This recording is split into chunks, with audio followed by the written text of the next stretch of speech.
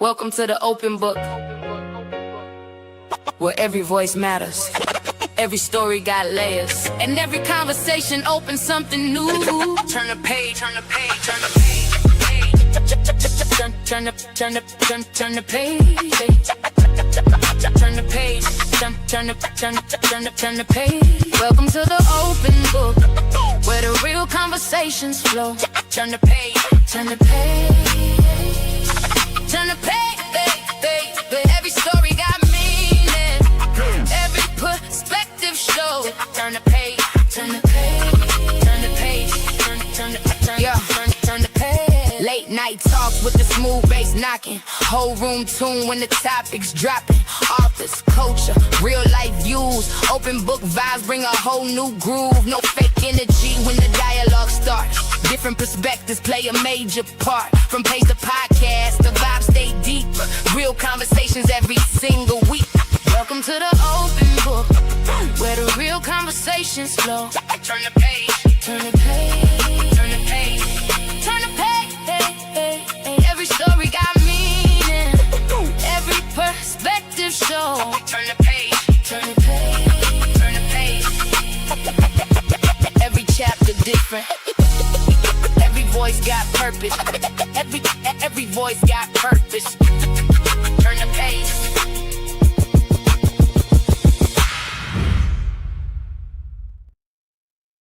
Good evening, good evening, good evening. Welcome to the Open Book.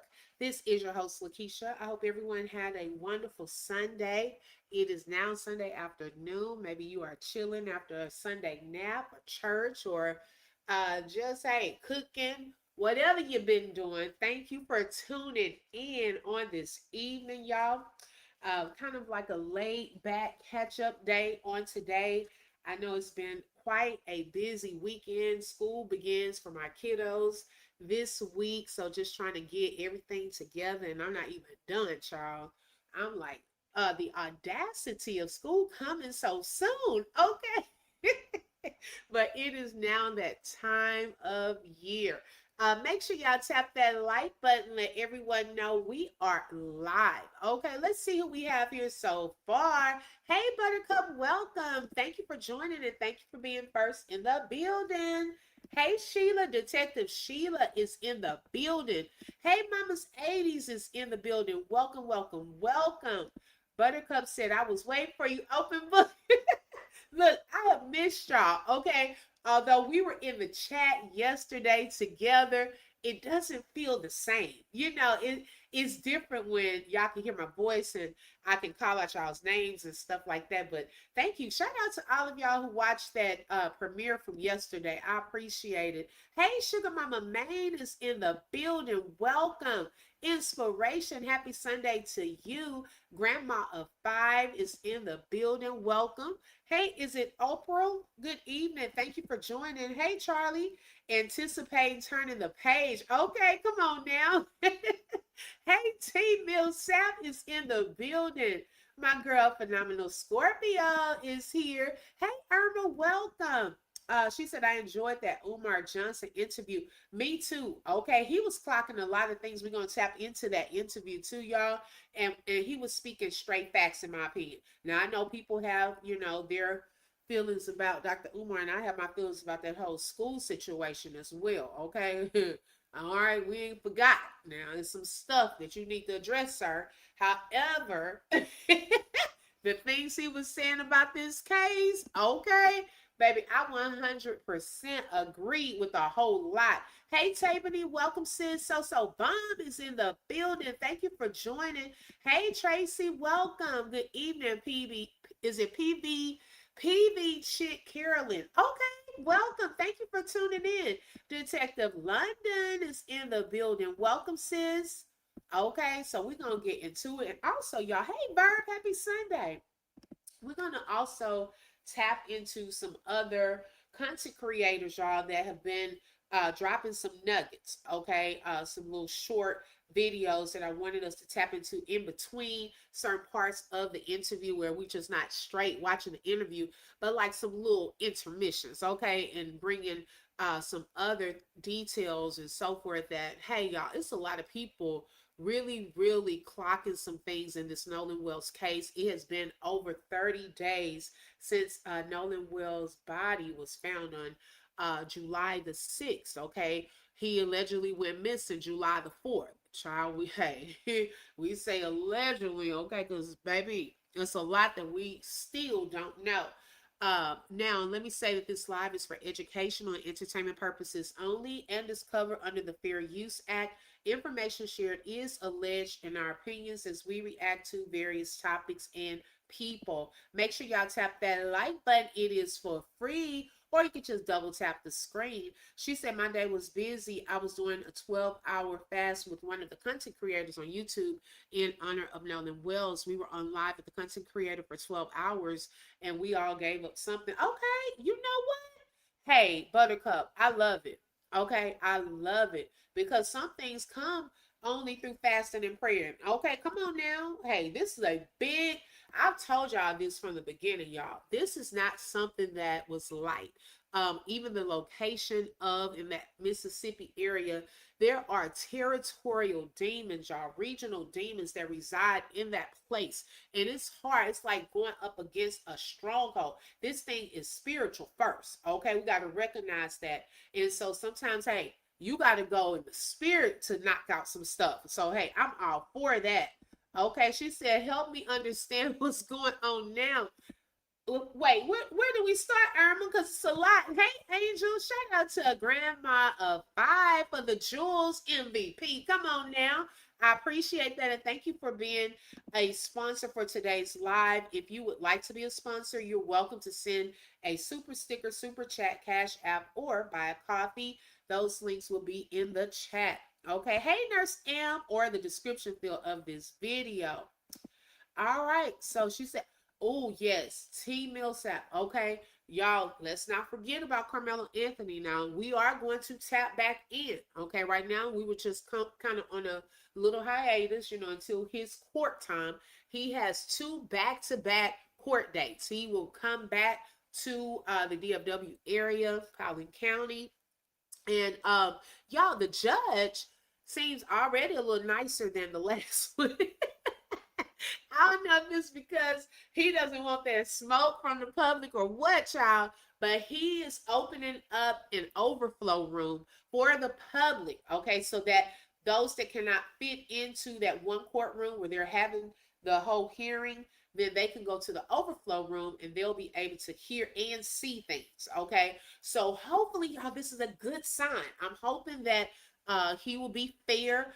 And so we're going to pray that all goes well, that God will grant favor for Carmelo to get a new judge over his appeal process and also to get a new trial. Okay, we believe God for miracles, y'all. Even in this case, that God will expose those things that have been hidden and that people are trying to hide. You cannot get over on God. You may try to get over on us, on man, but y'all best believe he knows what happened that day. Come on now. Don't get me started on that. And we clocking some things too. He gives insight to us as well.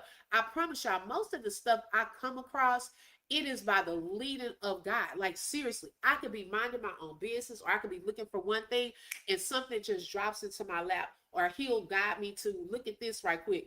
I even made a connection and I'm going to get into that tomorrow of something else to an entirely different case that I've covered. Something else that is connected from that case to this case. Y'all, it blew my mind. I just couldn't believe it. So we're going to get into what I found out today. We're going to talk about that tomorrow because I didn't want to mix all of that together. Hey, Queen Shailene, welcome. Right, the judge better do right. Exactly. That's also Nolan's birthday. Is it a coincidence that is scheduled for that day? Right. You know what? I think it is a coincidence, but y'all think it's something deeper there. Like, wow. He already has a court date. Yeah, it's August 19th and the 20th. Yes.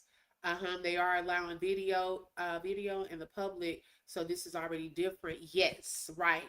Okay. Okay. Hey, Jody, welcome. Hi, Ian, Smiley, HGY. Y'all are right on time, okay? Because we're about to get into some things. Make sure y'all tap that like button. It is for free. All right, so y'all, let's get into it. The first thing I wanted to bring up, for those of you who may not have heard now, most of y'all have heard about it. Now, some of y'all may have been off on a little vacation or just chilling with your family. But y'all, yesterday on the premiere, we talked about how the officer Tater is headed back to Mississippi, or he's probably already there. Okay. And he is doing an interview with some more of the boys, the new lawyer, attorney that they have hired, the defamation attorney. They said I don't think they have a defense attorney, but y'all, we don't know. Because some of them probably already have a defense attorney on retainer, okay, allegedly. We don't know for sure. But this attorney is like a defamation type of attorney that was also the attorney for President Trump, okay, that kind of works the people, try to get you nervous and get your money, your coins, not necessarily that they're trying to prove their innocence, okay? I want y'all to clock that. They not coming up in there saying my client is innocent. They trying to get you to shut up, quit telling lies or things that they want to say is lies. Okay. That's the type of attorneys that they have. But right now, before the interviews and all that's coming out, they have done like a whole, let's go back to the scene of where it all happened. They've taken the attorneys down there on a boat, trying to show them the location. I don't know what else you're trying to show them there after a whole month. Okay, she said Taylor needs to sit down somewhere. Girl, he's not. He's not. Shout out to Irma for the super chat and for being a sponsor for today's live. Okay. Hey, oh dude, welcome. So y'all, I almost was like, now we need to put out an APB on this young man in the red shorts. Now, shout out to Kimberly there at Facebook. She had shared some of these photos. And the first thing, now this was the crew, I guess, all this pointing and looking, child, it's still giving staged. Okay, in my opinion.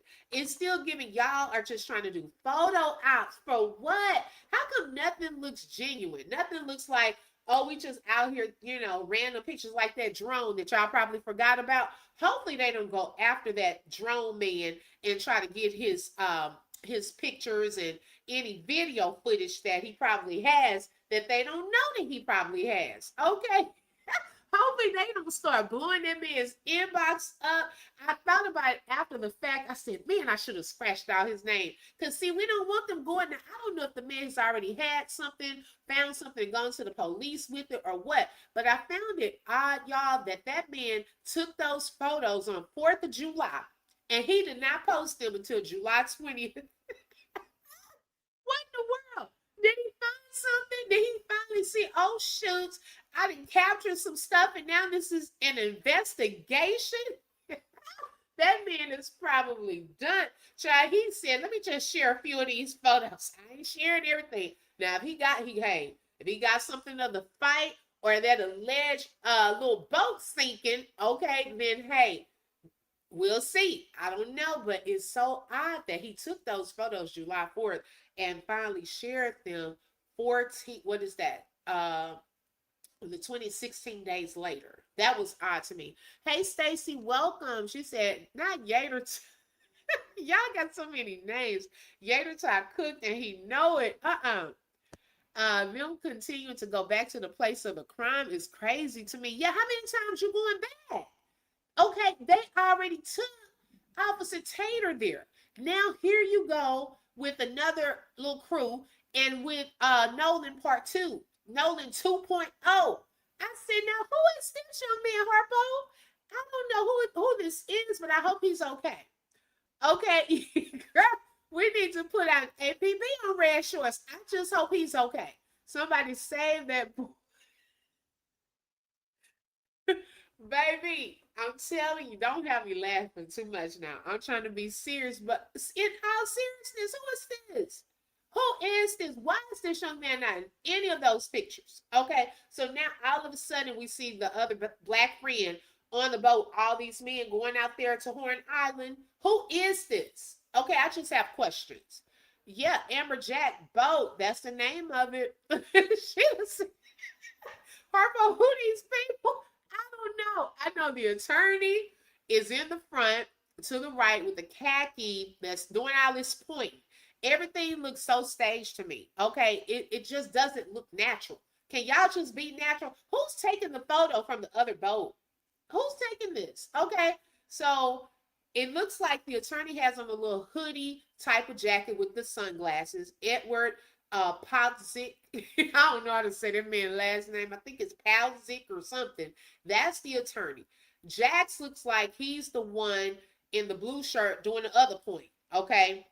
With the sunglasses on. That's Jax. That's the one whose house the car and the keys were at. Okay. That's in that navy blue shirt that's sitting down doing that pointing. Now the other part of the crew, I don't know. These other guys in the red black hat. Then you see one holding on to the back by the door. I don't know who that is. Another guy, somebody standing on the ladder. I don't know who those people are. Okay. Warren is sitting on the back side, on the left side of the screen. And then you got the mystery black guy with the red shorts. I don't know who that is. Okay, I don't know who that is.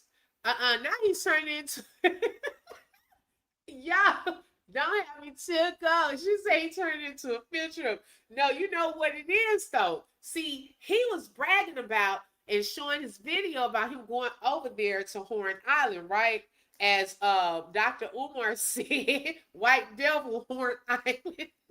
Okay, so he was doing all this bragging, showing his little videos, child, doing the whole interview, got his little crew and all of that. Well, see, now he doesn't want to be upstaged by these attorneys and stuff. Okay, so now they get a whole trip too on a whole other boat. They got a whole boat. Did they take him out there on this fancy boat? Baby, they got a whole boat, the Amberjack, showing the name of it and everything. He like, no. I was only supposed to be the only person that y'all was supposed to take. He probably all up in his feelings. So now he got to outshine the attorneys. Let me go out here and do some more interviews. Who else are you going to bring? Okay. Who else are you going to put out here? And guess what? We're going to knock it out too. We're going to knock out and clock all the lies too. We don't care which one of these. Pick one.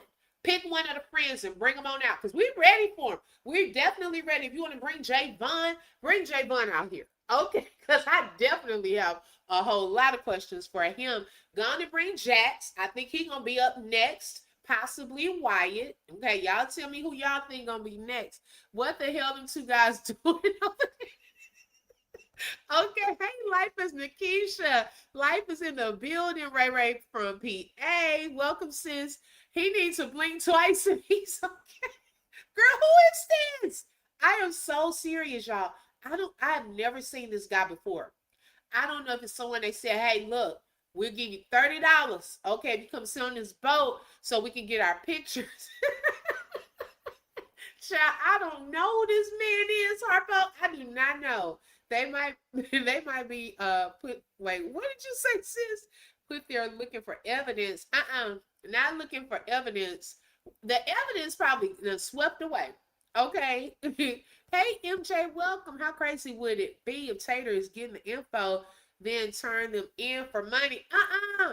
Now that would be crazy shit. Girl, that would be crazy. Okay, his little feelings would be hurt. Oh my God, that would be something else. Okay, let's see here. Officer Tater's, not Officer Tartar Sauce on a money grab. Know that, right? It does look staged. Okay.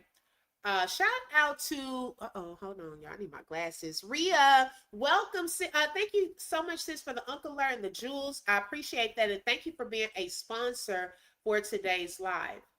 Let's see here. Let me catch up with some of the comments. The guy on the ladder looks black too. Oh, is he? I can't really see. Okay, now that's one of the pictures. Here's another one. I can't really see that guy on the. He does look black too. You're right. So, okay, we done added two. Okay, you think it's Jalen? No, I don't think that's Jalen. He's a little light skinned. Okay, Irma crazy. Shout out again. Thank you so much, sis. I appreciate the support and for you being a sponsor. MJ said they be finding these black tokens from somewhere. Oh my God. Yeah, I don't know where he came from. Hey, Protected 91, welcome. Okay, here's another one, y'all. Now, I don't know if this conversation was all deep. They were into it. I don't know who this guy, if he's security or something in the red shirt. But they got a little security guard there, it looks like. This the attorney he's talking to right here to the right side. But quite interesting. I don't know what Warren is out there showing them. Okay. Because y'all should have done all this in the beginning. Okay. All of this should have been done in the beginning. What all are you showing and it's over a month later? Hope their bilge pump don't act up. Uh-oh. Like for real, for real. This is so weird to me. Never heard of this mess before, right? Uh-huh. Let's see here. Let me see the next shot. See, what's all this pointing? Who are these other people out there? Okay, he's doing all this pointing, child. I don't know. Not Bubba in them. Ian, I'm gonna take your phone. Talking about Bubba in them. I'm guessing the first interview. Hold on, let me see. Stacy said, I'm guessing his first interview didn't go the way they planned for Race Batum, Tater Tot. Now he feels the need to get a redo. Yeah, I don't think it went the way that they thought. Yeah, I definitely agree. I think we were supposed to take everything he said, both of them, Warren and Trayson, at face value and just believe it and run with what they said. But people were calling out the lies and it did not go the way that they thought. So now, y'all, we are putting them to work. I'm telling you, a lot of the things that they thought they were just like everyone would have stopped talking about this last month. Okay, everything that they thought we put out, we've knocked it down. Okay, so now it's like, how much more do we have to do to get these people to believe us so we can close this case? Okay, I'm telling you, it's a game. It's definitely a game, and it's so sad. It really is so sad. Okay, here goes some more point. Hey, Sonya, it's a distraction, right? Uh-huh. They have a whole photographer. Right. Exactly. Uh-huh. I agree. They are like, don't look over there, look anywhere else but here. It's sad. I'm just curious what happened to Vicky because she hears it all and we haven't heard anything from. Oh, yeah. I want to know what happened to Vicky too. I'm curious to know. They're trying to see what cameras can see that part of the island so they can go get their footage. Come on now. You better clock it. Trump attorney has the yellow front. Yes, that's him. Uh-huh. He's the new attorney, Edward. That's his name. Edward Palzic. Child, I don't know how to say the last name. Hey, Walt, if we watch these new interviews, we need to take notes. We're looking at the dumbest criminals on the planet. Child, it is crazy work. Hey, it is what it is. Thank you for joining. T Lady Boogie is in the building. Welcome, sis. The witness already said they were fighting Nolan out there. So what is they really looking for? Vicky. Ian said, who is Vicky? Vicky, you should know who Vicky is. Vicky is the operator, y'all. Y'all don't know who Vicky is? Baby, as many times as we've all listened to that audio all over the place. Okay. Y'all should know who Vicky is. Vicky is the operator. Okay. That had plenty of attitude with them after a while because they were getting on Vicky's nerves. Okay, we don't know. I'm thinking security or something. I don't know who he is. Yeah. She's the CETO operator. Yeah. Why is red shorts? Legs are white. Look at his face and arms, but legs are white. This photo, is it Photoshop? No, but you know what? They've shared the photos of them out there, even on TMZ. Yeah. Now, some people probably clear some of the photos up, where it's clear, but they are really out there, y'all, looking. I don't know what they were looking for or what they were trying to do, though. Hey, Bro J, trying to build a defense. Maybe they just want to get, the attorneys just want to get a view of what the island looks like. And, this is where we set sail from. And then, baby, Willie D, crazy. Somebody, were they out there trying to show them where they put the body? I said, now see, is he already on the sue list? Okay, making comments like that, you're about to be on the sue list if you're not Willie D. Okay, because there you go.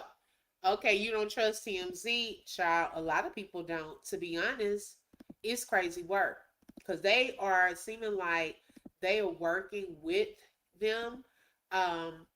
Yeah, that's what it's given. Like, I don't, I can see a difference in TMZ. I really can. All right, so we're going to get into it, y'all. Thank y'all for coming on in.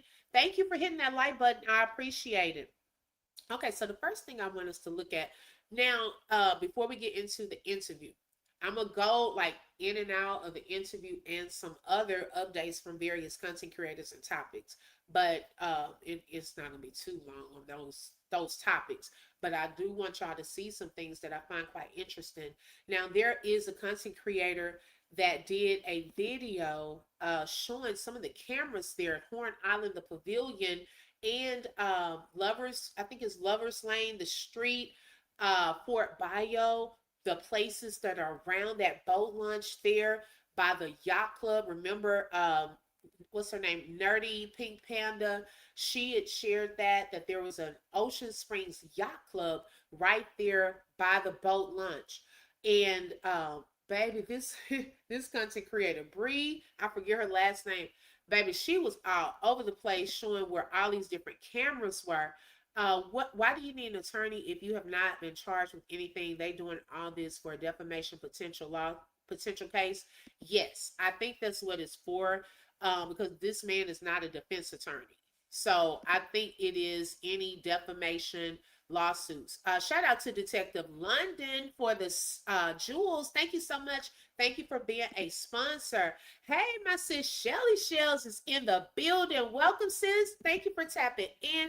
Also, following this live, Shelly Shells is going to go live as well. So we're going to move over. We'll drop her link closer to the end of this live so that we can meet up over there for the conversation, in the words of Larry Reed. Hey, Royal D is in the building. Welcome, welcome, welcome. Hey, LaShondra. Okay, so let me pull up this video. We're going to get into it. So this other guy, his name is, he's on IG. Okay, let me see. And it's under Riva _ Amor. Okay. And when I tell y'all, see, when we feed off of each other, we get somewhere. Okay. Because now that she's shown some of the different cameras, he's shown some other type of, I think he's calling them flats or flat clots or something. Y'all gonna hear what he's saying because I've never heard of it. But it's where they can go. He's even given the numbers. I said, is that legal? He's given the numbers, y'all, where these are located so the investigators can go and see if there's any camera footage at these locations. Okay, so let's get into it. Security cameras all around the areas of Ocean Spring in the vicinity of where his friends and Nolan was last seen. She traveled the streets in hopes to find a lot of cameras on people's houses and found that they are pointed towards the water. There were 4 flock cameras in this area if they went up under that bridge. This is the first one. This is the second flock camera that would have seen them possibly. The other bridge above them that has 2 flock cameras located exactly on the bridge. This is the other one. As I stated before, check the fucking flock cameras. There's like 50. This would be this flock camera. This comes with more images of people saying that this is Nolan Wales. But what I find the most ironic thing is, y'all, he popped up on my Facebook as a people you may know. And this is Deer Island right here. Here's an image of it. Breeley then goes to say that this is near another dock that's in Ocean Springs. There are lots of holes, like that's Deer Island, and Deer Island ends right there. Her location at Ocean Springs, she's traveling to Biloxi to look at cameras. Right there. That's what it's facing. The beach. Now I've already showed you that there's cameras around that building. There's a camera right there. On the bridge. There's so many cameras out there. There's even ring cameras on the houses in the vicinity of the area. Now this is the Biloxi Bridge going to Ocean Springs. Now if you zoom in right here, you'll see Horn Island in the very back. They would have had to travel all through here, through the bypass and up under the bridge. Breeley allegedly went and found more security cameras all around the areas of Ocean Spring in the vicinity of where his friend. Okay, so we'll pause that there. Y'all, so he was even showing the different numbers, okay, of where these can be found. And someone said in the chat, who was that? Let's see, LaShondra said, "Oh, they lied and told us there were no cameras at first. Now we find out it's several cameras." But remember, LaShondra, in the beginning, that's what my question was. I said, okay, y'all, we need to start here. What's around those boat launches to get to Horn Island? Are there any places with cameras? And finally, somebody actually went around there that lives there to see where the cameras are. Okay. MJ, she thinks they done scrubbed those cameras down. Okay. I hope it's not a situation like in the Tyrone Davis case where they record over, after a certain amount of time. Um, Oh, Smiley said that he's also a defense attorney. Oh, okay, okay. They just don't want anyone to know that. Oops. Uh-oh. Hey, clock it. So I'm glad that we're seeing that there's camera footage all over, but what are they going to do about it? Okay. Are they going to now go and look at that? They have the camera footage, trust and believe. Okay. Are they going to actually go look at it and see what can they find on those cameras? But now that he's given the actual numbers where these flock cameras are located, y'all, I hope they don't do some dirty stuff and go and try to delete it, okay? But actually use it. I hope that the investigative team of Ben Crump's team actually goes and, hey, can subpoena that info off of those cameras. And like he said, there are door cameras, ring cameras around as well.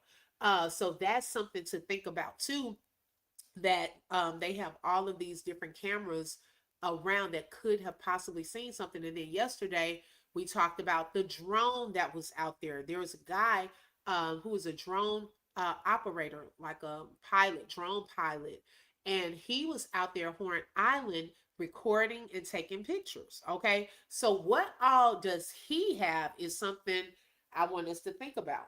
Okay. Right, Tracy. Hopefully, yeah, they can find out what cameras. Can't scrub was in the cloud. We got them trying to hide things. Always going to get caught. Right. Okay. I agree. I agree. All right. So let's get into this interview. And then we'll look at some more videos in a second. Baby, he was breaking it down. Shout out to Art of Dialogue. Okay. He gets some great interviews, y'all. He did the Ben Crump interview as well. For those of you who had not seen that one, he also did that one too.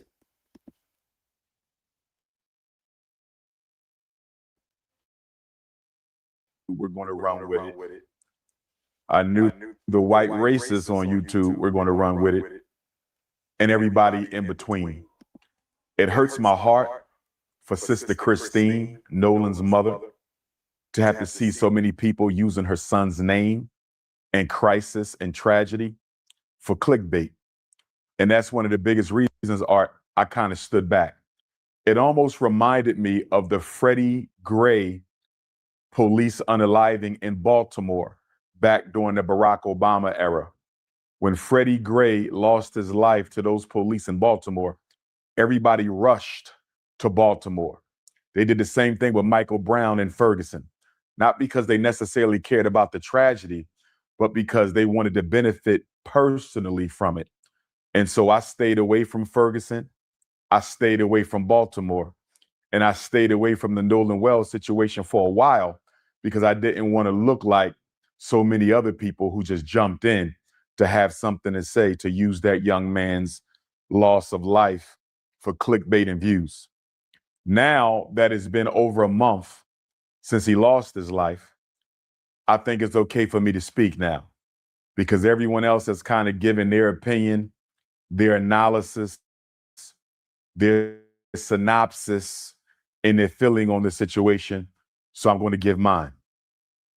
First of all, Nolan Wells, Javon, and I want Javon to hear this, and I want any other Black person who was on Devil Horns Island that day to hear this. And I want any Black person who was celebrating the 4th of July to hear this. No Black person, no Black freedman, no Black immigrant, no member of the Black race at all should have been celebrating July 4th, 2026. No one should have been celebrating America's 250th solar return. And why? Because our ancestors were still enslaved on July 4th, 1776.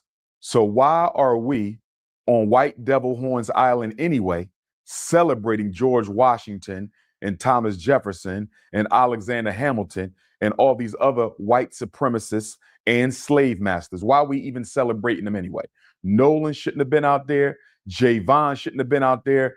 No black person should have been celebrating the 4th of July, period.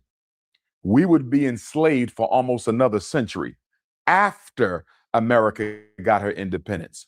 So what are we celebrating for? To celebrate the 4th of July as an African is to celebrate the enslavement of your ancestors and the freedom of your slave masters. It makes no sense. Now, with that being said, I'm not blaming Nolan in any way, shape, form, or fashion for his loss of life. I'm just simply saying he shouldn't have been out there. Now let's take a closer look at this, Art. According to what I'm seeing, what I'm hearing, and what I've read, Nolan, Warren, Wyatt, and Trayston left for Horn Island the morning of July 4th. According to Warren's own words that he offered during an interview with Officer B.T. Coon, that's Coon as in C-U-N-E, Coon as in K-H-E-W-N, Coon as in K-U-H-N, Coon as in C-O-N-N. So Warren did a sit down with Officer B.T. Coon. And as we all know, B.T. Coon is white YouTube's pet monkey. He's white YouTube's pet monkey. So Warren sat down for an interview with white YouTube's pet monkey. Okay, welcome everyone coming on in. Thank you for joining. I might have to y'all give me 1 second. I'm gonna refresh because it seems like it's hesitating. Give me 1 second. I'm coming right back.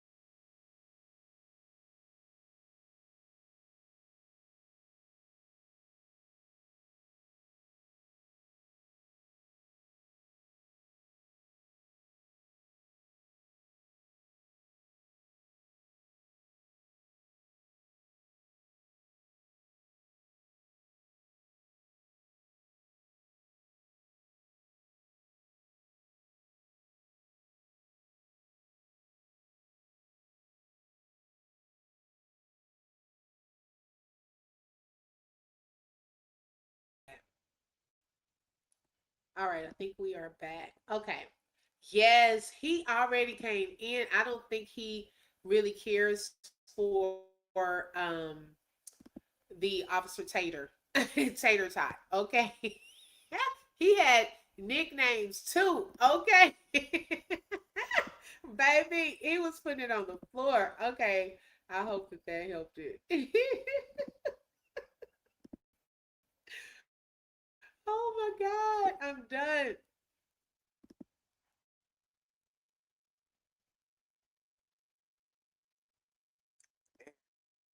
Said that they left for Horns Island the morning of July the 4th, and that it was approximately 30 of them spread across 3 boats. Approximately 30 youth spread across 3 boats. They all went to Horn Island together. They arrived at approximately 11:30. So they Shelly, can one of the mods tell me if it's freezing?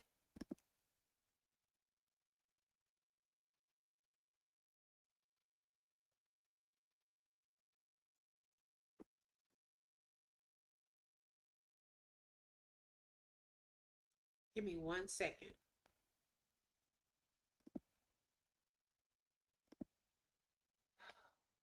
Mm-mm-mm.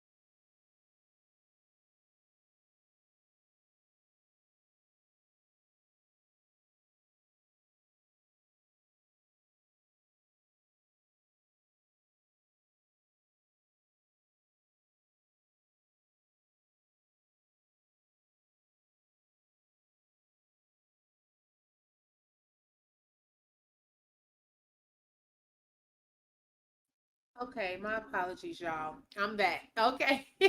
Had technical difficulties. Thank you, those of you who hung in there with me. Let me pull up the video again. My apologies. I thank y'all so much for your patience. Right when we would get to the good part. Okay. I was like, oh my gosh, please hold on one second. Okay, I am back. All right, let me reshare. Thank y'all so much for your patience. Those of you who hang with me a lot, sometimes y'all know sometimes he does that. Okay. As in C-O-double-N. So Warren did a sit down with Officer BT, and as we all know, BT is white YouTube's pet monkey. He's white YouTube's pet monkey. So Warren sat down for an interview with white YouTube's pet monkey. And he said that they left for Horns Island the morning of July the 4th, and that it was approximately 30 of them spread across 3 boats. Approximately 30 youth spread across 3 boats. They all went to Horn Island together. They arrived at approximately 11:30. So they left around 9ish, 8, 9ish, whatever the case may be. They left the morning of July 4th. They arrived on White Devil's Horn Island at about 11:30. So 3 boats, 30 youth, they went together. I'm not clear on whether the 3 boats came back together or not. That's another question that I have, Art. Did they come back together the same way they left together? Because I'm treating all 30 of those white youth and all 3 of those ships as crime scenes and as suspects. All 3 ships are potential crime scenes. All 3 boats are potential crime scenes, and all 30 youth are potential suspects. I don't know why Jackson County Sheriff Ledbetter or Jackson County District Attorney Mulrath, I don't know why they decided to separate the boat that Nolan was on, Warren's boat. I don't know why they separated that boat from the other 2 for purposes of investigation and analysis. Because y'all, he brings up a very good point. Remember, all of them left as a group. Even Warren's mom tried to separate and say, yeah, they didn't ride together. They weren't on the same boat. No, they all left together. It was a group. Okay. They may have been spread out because Warren said they were spread out over 3 boats. So he brings up a very good point. Why are they not showing all of the data for all of the boats? And like he said, hey, if Nolan was supposed to be on one of these boats, child, all of them should have been treated like a crime scene. I definitely agree with that. Okay, shout out to Karen. Hey sis, thank you so much for the jewels.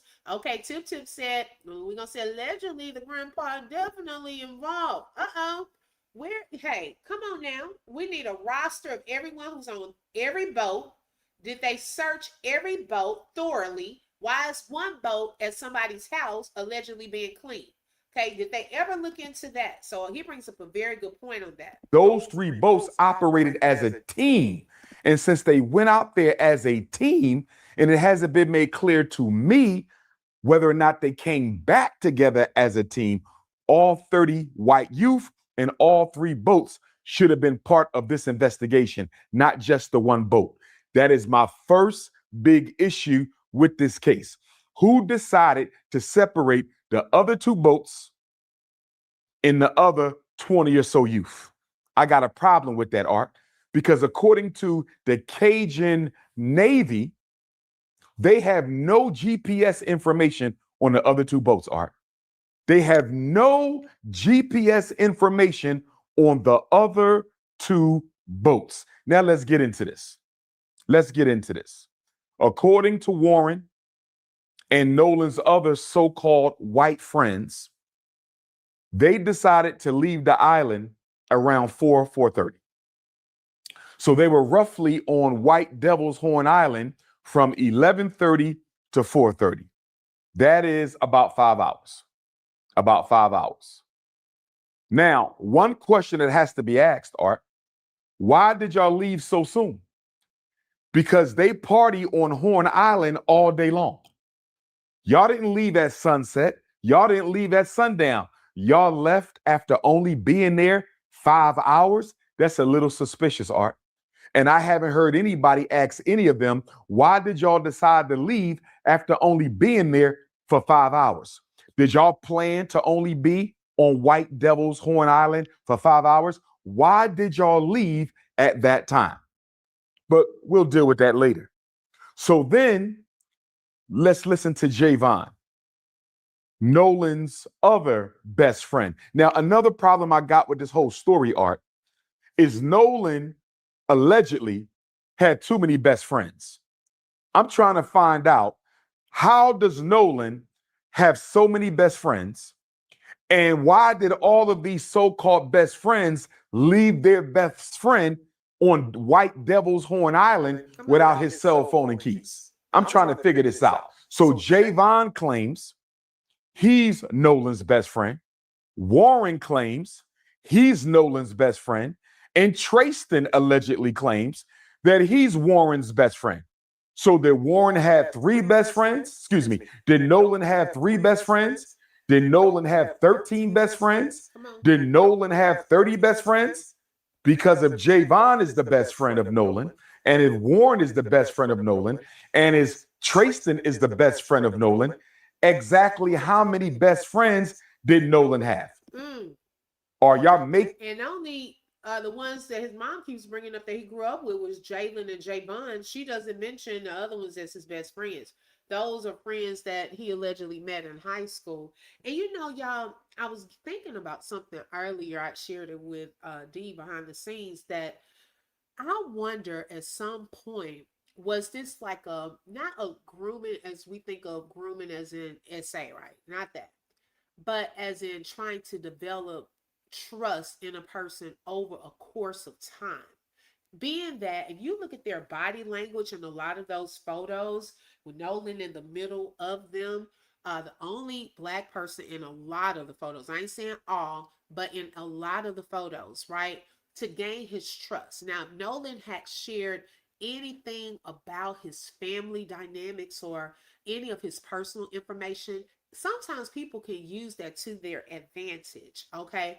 How close he was to the other guys, like how much information, we would probably never know, but how much information did Nolan share? Had they ever been slick at the mouth or ever tested him before, okay, over the course of time leading to this fateful day? Because Phenomenal Scorpio brings up a very good point. She shared, now even the Simpson man came home too, remember, with some of the college friends and all of that.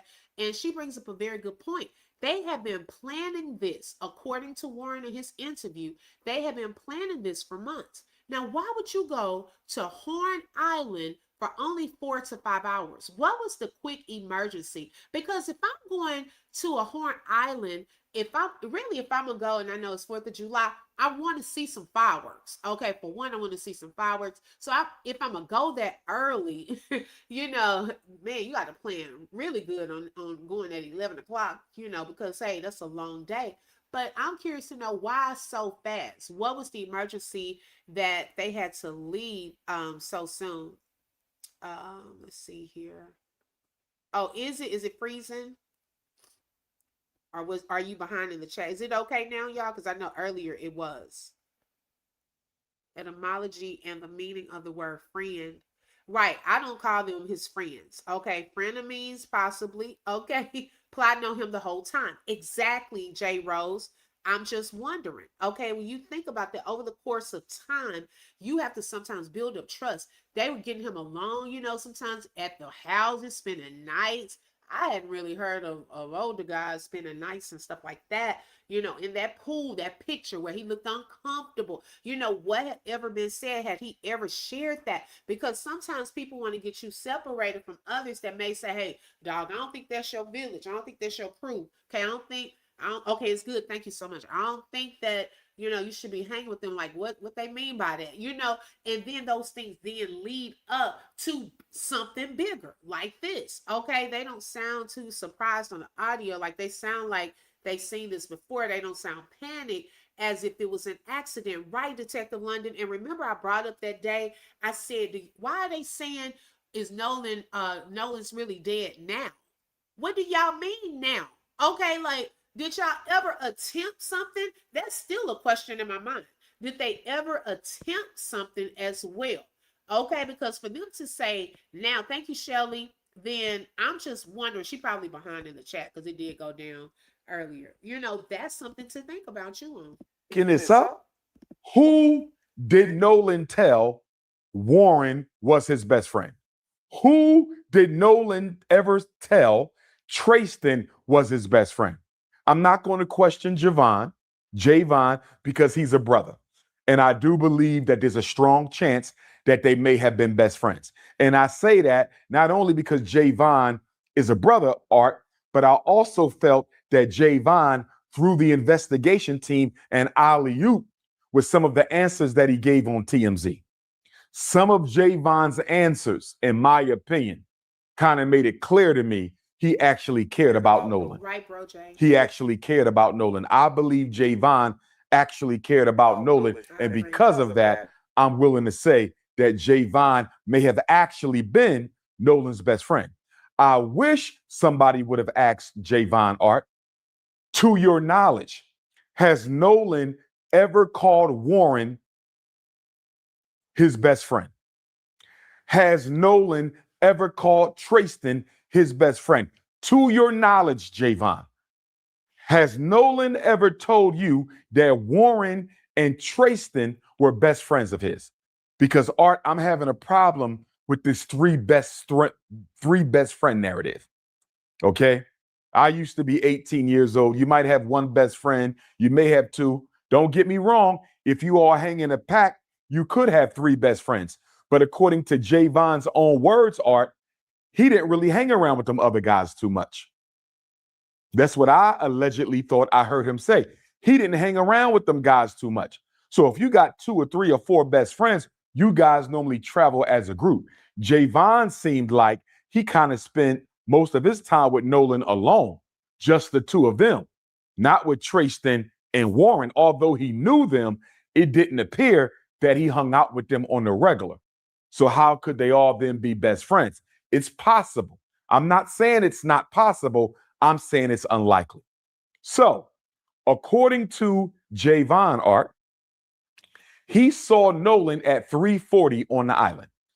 According to Javon, what I heard him say to TMZ allegedly was that he had another friend who was involved in an altercation and that he left Nolan at about 3:40 to go check on his buddy, because according to Javon, his buddy was on another ship and the parents of whomever on this other ship were trying to get him off the island because he was crashing out.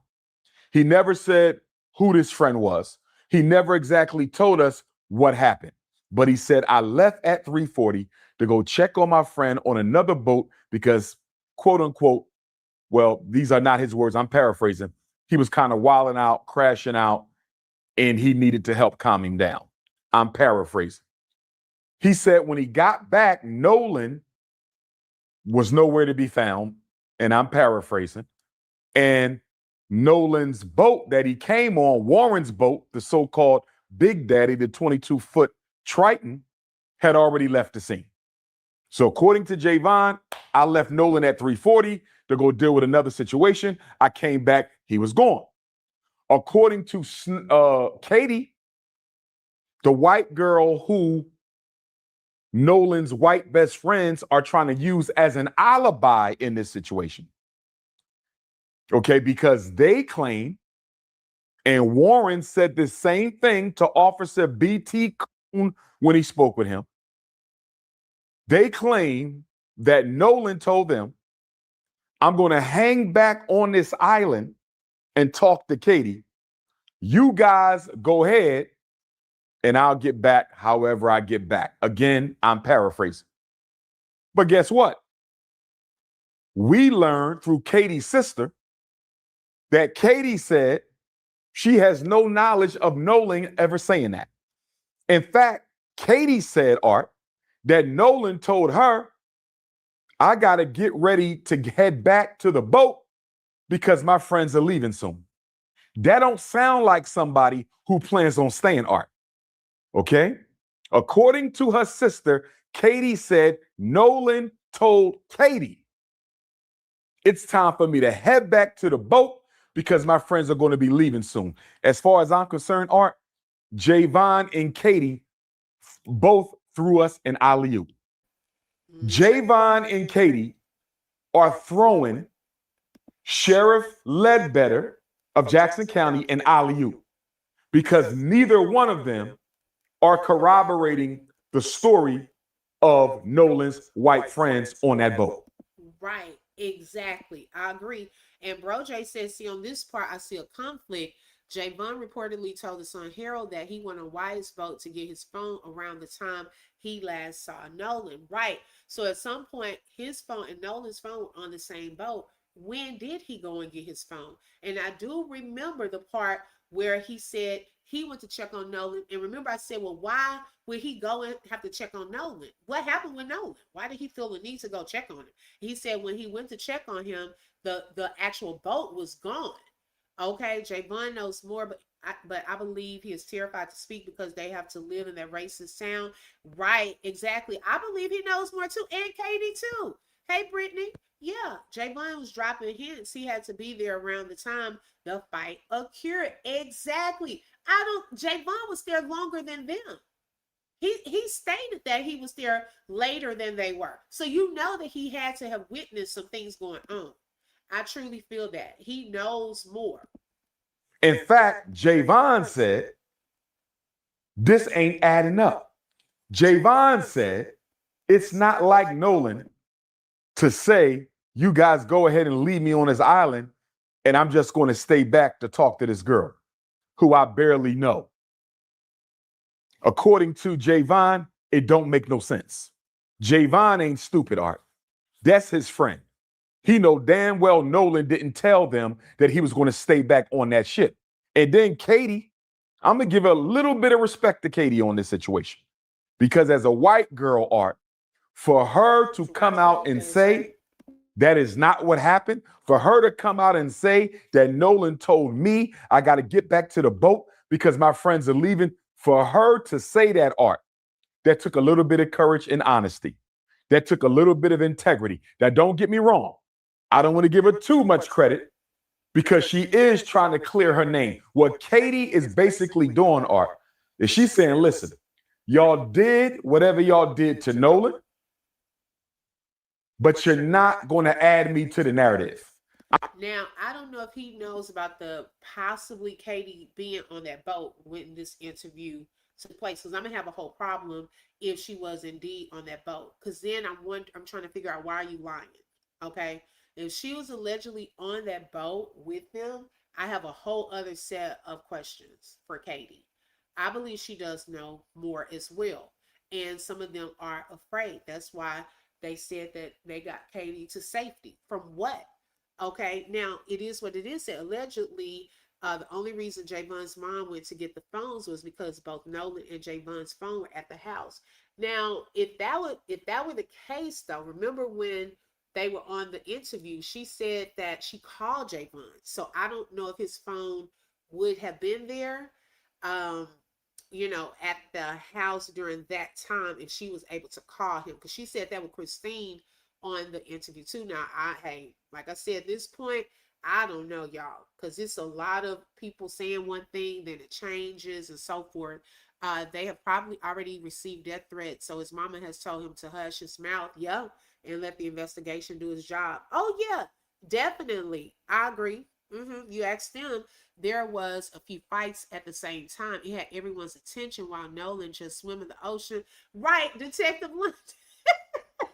See, y'all, if we think about this, I'm going to be honest, okay? It's the 4th of July. It's the 4th of July. I'm going to be honest. Some of this seems planned.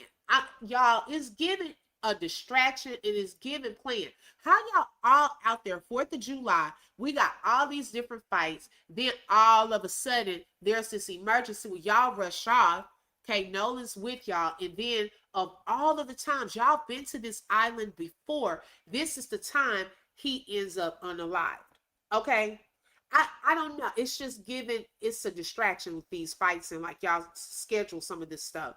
I'm side on everyone, right? Javon already had his phone in order to have gotten a call to get Miss Christine's number right. I think he did. I never heard Javon opinion.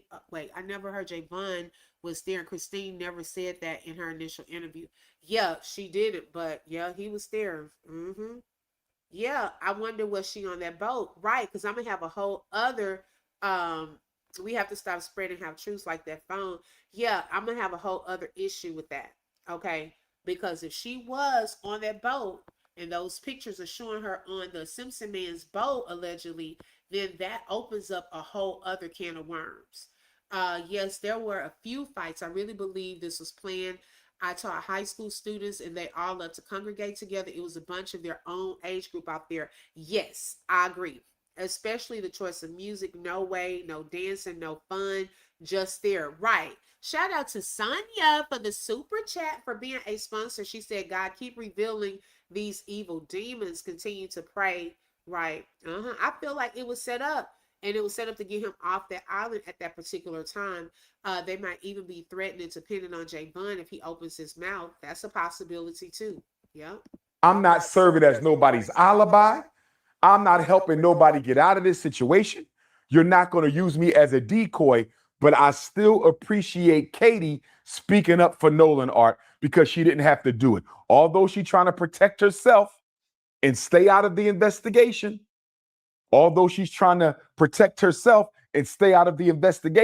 I appreciate Katie for letting the world know Nolan told me I got to head back to the boat because my friends are getting ready to leave.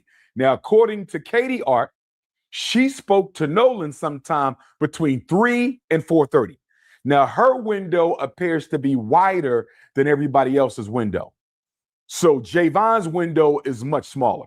He said, I saw him at 3:40, went to deal with another situation. By the time I came back, they were gone. Katie said I spoke with him between 3 and 4:30. And I allege, Art, one of the reasons that Katie is making her window so wide is she's trying to leave a little bit of wiggle room for Warren and them to get their story straight, allegedly. I think Katie trying to leave a little bit of wiggle room for Warren and them to get their story straight, Art. Now, according to our sister Christine, and my heart goes out to Sister Christine, Nolan's mother. My heart deeply, deeply goes out to you, Queen. According to Christine, Art, she heard from a coach who ran into Nolan on the island as well. And according to the coach, he spoke to Nolan between 2:30 and 3:30. So Javon didn't see him after 3:40. The coach spoke to him sometime between 2:30 and 3:30. And Katie said her conversation with Nolan was between 3 and 4:30. So you know what that means, Art? We can pretty much conclude that Nolan was likely to have been unalived, Art, sometime within the hour of 3:30 to 4:30. I'm going to insinuate that Nolan's life was taken because I do not believe he accidentally drowned. If he drowned, he was forcibly drowned. And we'll get to that in a minute. If Nolan drowned, he was forcibly drowned. He did not accidentally drown. He was a great swimmer. Miss me with the nonsense. That boy did not drown. If he drowned, it was by force. So again, Art, all three of these people, arguably the last three to see him alive, except for those who took his life, Katie, the coach, and Javon, are arguably the last three people to see Nolan alive, except for those who took his life on that boat, allegedly. That's my position. So they're all basically cutting off around 3:30, Art. Remember, they made the call for the emergency sea tow at 4 o'clock. Javon said he cut out 3:40. The coach, 3:30. They made the call at 4 o'clock. That conversation we heard, the sea tow call, which we're going to talk about in a minute, that took place at 4. It sounded like there was some struggling going on in the background. Nolan could have been getting unalived while they were making the call, Art. Nolan could have been getting unalived while they were making the call. Nolan could have been getting choked out while they was on the phone with Cito. So again, Art, my position is Nolan lost his life somewhere within the hour of 3:30 to 4:30. Now, before we go any further, Art, I need Ben Crump investigation team and Sheriff Ledbetter's investigation team to have a conversation with Javon, because according to Javon's statements on TMZ, the police never spoke to him. And I have serious concerns with the manner in which this investigation has been carried out so far, Art. I have very serious concerns with the manner in which this investigation has been carried out so far. So anyway, Javon said police never spoke with him. Why? We need a conversation with Javon, not because I think he's a suspect. I believe Javon is innocent, but we need to find out what he knows. That's number one. We also need a conversation with the coach. Who is this coach that Sister Christine said contacted her and told her he had a conversation with Nolan on the island between 2:30 and 3:30?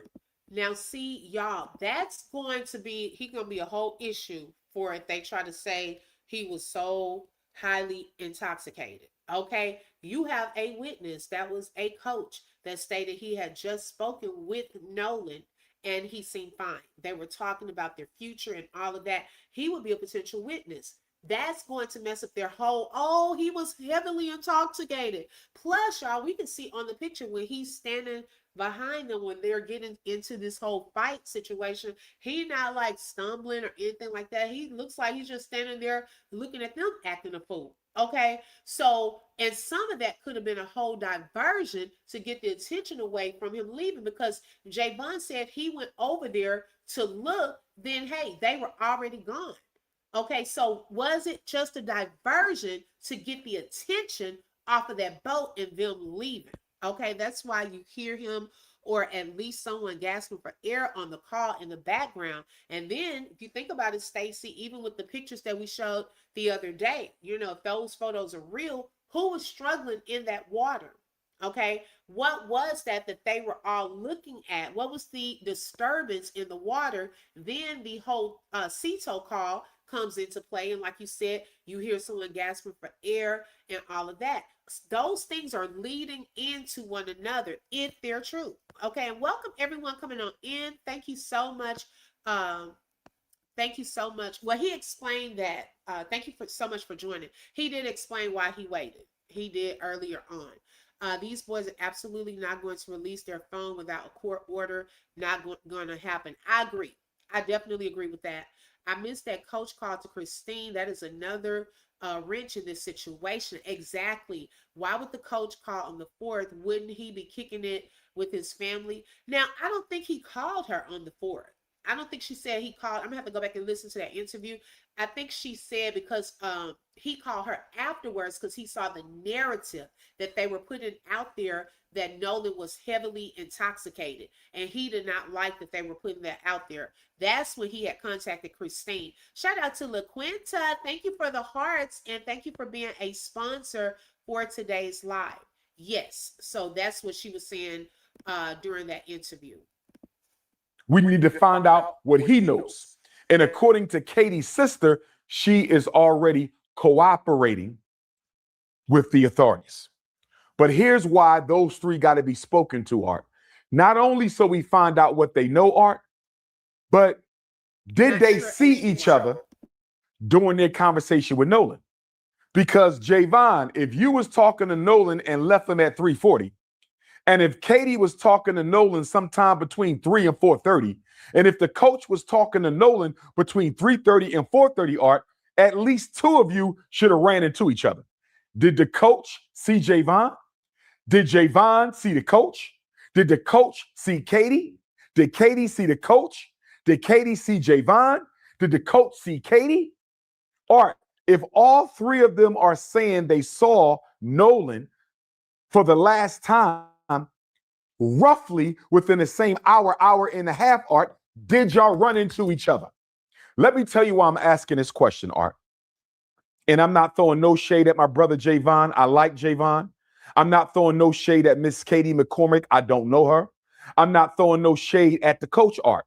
But the reason I need to know why all y'all put y'all time within the same frame, and you may have not possibly seen one another, Art, are you guys keeping yourself out of the window of witnessing this crime by saying you didn't see him after 3:30? I want you to follow what I'm saying here, Art. It's kind of interesting that they all saw him last at 3:30, not after 3:30. Javon 3:40, roughly 3:30. My point is, Art, for all three of them to have the same exact time, if they did not see each other at all during these conversations with Nolan, are they pushing up the window of time during which they saw Nolan so they cannot be included in this investigation as a witness to a crime? In other words, Art, I don't think Javon had nothing to do with it. I know he didn't. But is he saying he saw Nolan a little earlier than he saw him so he can't be pulled into the investigation? I don't think Katie had nothing to do with the crime, but is Katie putting her conversation with Nolan a little earlier than it actually took place to make sure she can't be dragged into the investigation as a witness to a crime? Is it possible that the coach is putting his conversation with Nolan earlier than what it was, Art, to make sure he cannot get dragged into the investigation? That makes sense, y'all. I'm telling you. How is it that everybody, I mean, you have people out here drinking and everything. I mean, was it set in stone before? Like, did we discuss this? Hey, y'all, the magic time is going to be 3 p.m. Like, how's everybody saying the exact same time? Come on now. Were y'all looking at clocks? Were y'all looking at watches? Were y'all looking at cell phones? Like, or did y'all hear what they were saying and then like, oh shoot, let me say I saw him a little earlier? Okay, like that is so suspicious also that everyone, and then on top of that, okay, well, Warren's biological mother, his real mother, she stated 5 p.m. is when the boys slept. Well, Judge AC, she said 3. So which one is it? They not even on one accord. Where did the 5 p.m. come from? Okay, so they even have contradicting statements. I was trying to tune her out and she kept talking. Who, Sheila? Oh, nobody is releasing their cell phone. We haven't been told results of Nolan's phone, so I don't believe their phones have been subpoenaed because they have not even been charged. Now that's true, MJ. They have not been charged. So, yep. Now, they may have shown certain things to the officer and investigators because whose mom was it? Wyatt's mom said that, he even cooperated with the police and so forth. But those are good points. Everybody, let's sync our clocks at 3 p.m. Is that the magic number? Why is everyone saying the exact same times? He brought up a very good point. Right. Everybody was not drunk then. Okay.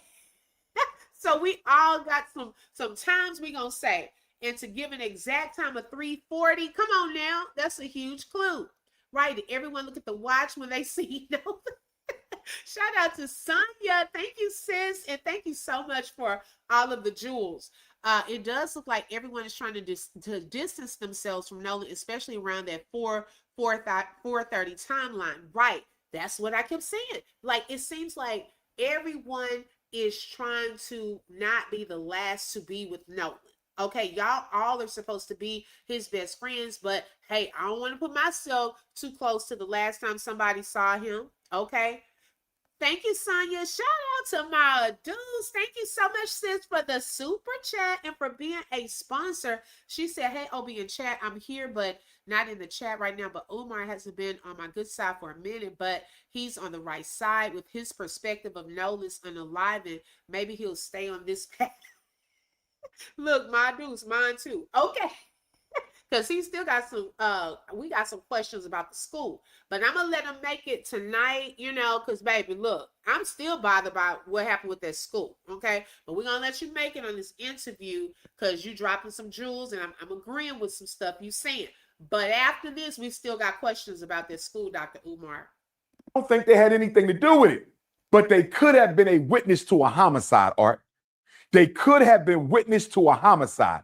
If they did not see each other, if none of those three people, the coach, Javon, and Katie, if they did not see each other at all talking to Nolan, if none of them saw each other talking to Nolan, at least two of them are lying about the time they last saw Nolan. Are you?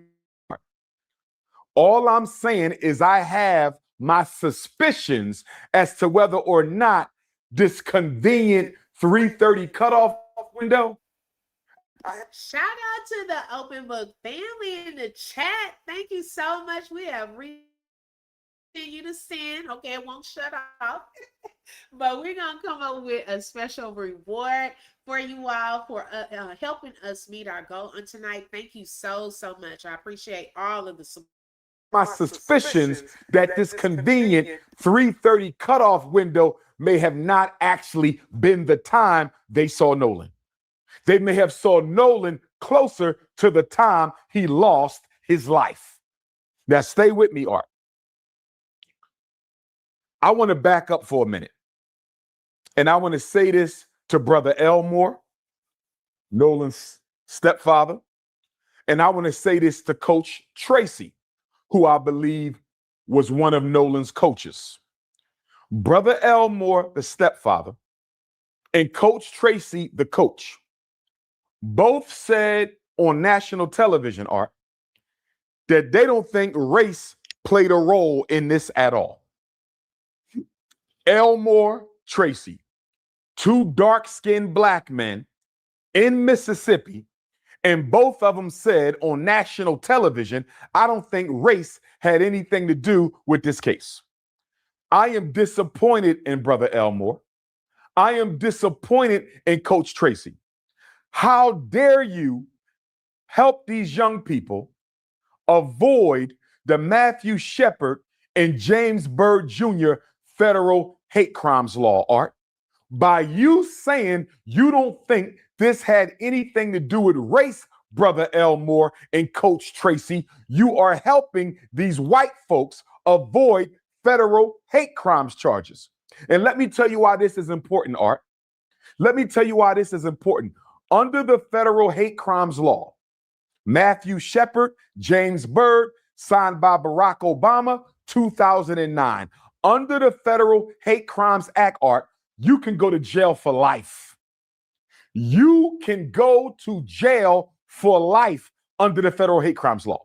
So if you can go to jail for life under the Federal Hate Crimes Act, Art, why is Nolan's stepfather and coach telling white folks they don't think it had anything to do with race? I still love my brother Elmore. I still love my brother Coach Tracy. But would y'all please watch what comes out of your mouth during this investigation? Because you are undermining justice for Nolan. I hope you're listening, Brother Elmore. And I hope you're listening, Coach Tracy. You are undermining justice for Nolan by saying you don't think race had anything to do with it. How in the hell do you know?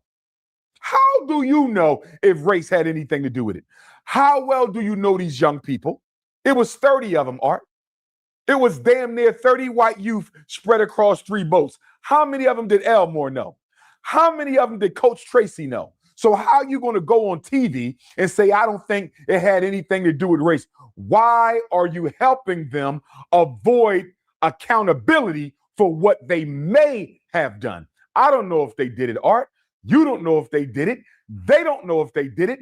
And they definitely don't know if it was motivated by race. What they should have said, Art, is what Javon said. And that's why I like the young brother Javon. That's why I like that young brother Javon. His mother, Sister Tashima, shout out to you. You raised a good kid. When TMZ asked Javon if he thought it had anything to do with race, Art, when TMZ asked Javon if he thought this had anything to do with race, He said, what? I don't want to answer that question. I don't want to answer that question. Perfect answer.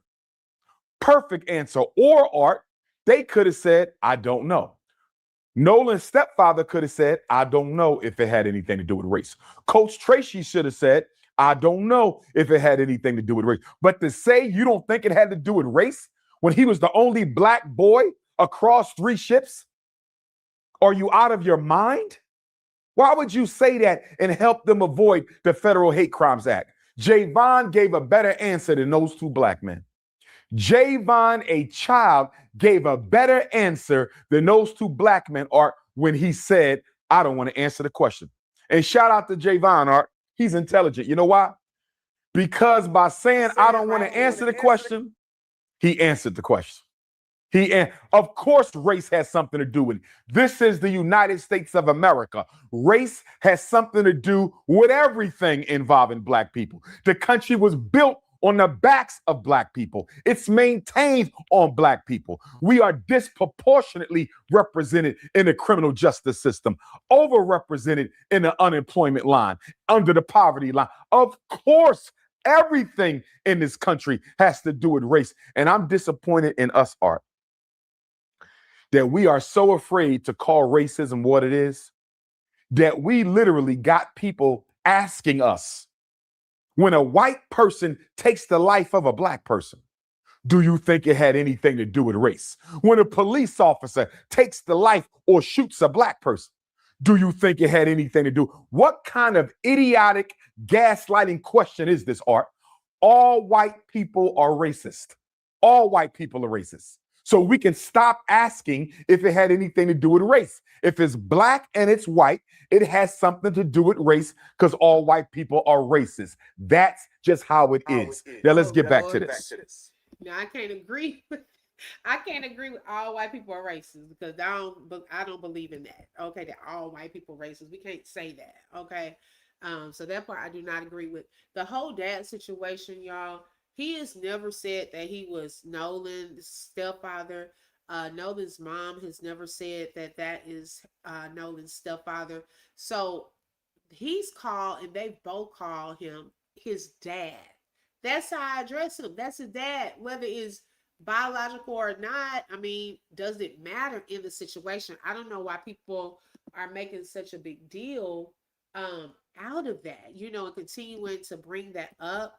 And so, I don't know, because they Trayston stated that, he's echoing, oh, his stepfather. Like, I've never heard him say anything about being a stepfather. I never heard that. Okay. So I don't know that part. I just was like, I hope people just leave that alone. Cause I mean, it doesn't matter. He's trying to get justice for his son. He said son, she said son. So I'll say son. Okay. We're going to take a brief intermission. I wanted to bring up, we're going to come right back shortly to that video. But there is a content creator, Fire_Dunn, that shared his thoughts. And we're kind of doing that throughout the live, sharing various content creators that are giving some very informative information and some things that make you say, about this case. He states they're all in on the cover up in this Nolan Wells investigation. So let's tap into a little bit of his thoughts and make sure y'all hit that like button, and we will return shortly to the interview. If they're going to solve this case, the Nolan Wells case, right? The key lies in the forensics, right? Because everyone involved in this case has deleted their social media accounts, right? Even the parents have deleted all their social media accounts, right? So what that's telling us that everyone that deleted their phones is involved in the cover-up, right? So while they were out searching for Nolan's body, that means these people were putting together a story, right? They were putting together the cover-up. And all of them need to go to jail. Everybody that's involved in the Nolan Wells case, whether it be the murder or the cover-up, needs to go to prison for what they did. Because if they truly cared about Nolan, it shouldn't have never even gotten this far. You know, someone should have said something if they know something, because if something happened to my friend and I didn't have nothing to do with it, of course I'm going to say what I know, right? And now you have one of the kids' father has come forth and said that he has a $50,000 reward for any information in the Nolan Wells case, right? But I'm like, why would you offer money if you've already said that it was an accidental death? Make it make sense. So again, everybody involved in the cover-up, the murder, whatever, should go to prison. So I want you guys to chime in and let us know what you think about this investigation. And don't forget to hit. Okay, shout out to him. I definitely agree. It's given that there is some form of cover up with everyone that is not coming forward with this, y'all. Okay. And we still don't know about the phone information. Okay. As far as their phones. Now, I know Nolan's phone, the last that I heard, Ben Crumb said they had it, that their experts were working on the phones and they would eventually turn it over to police. I don't know if that has happened as of yet.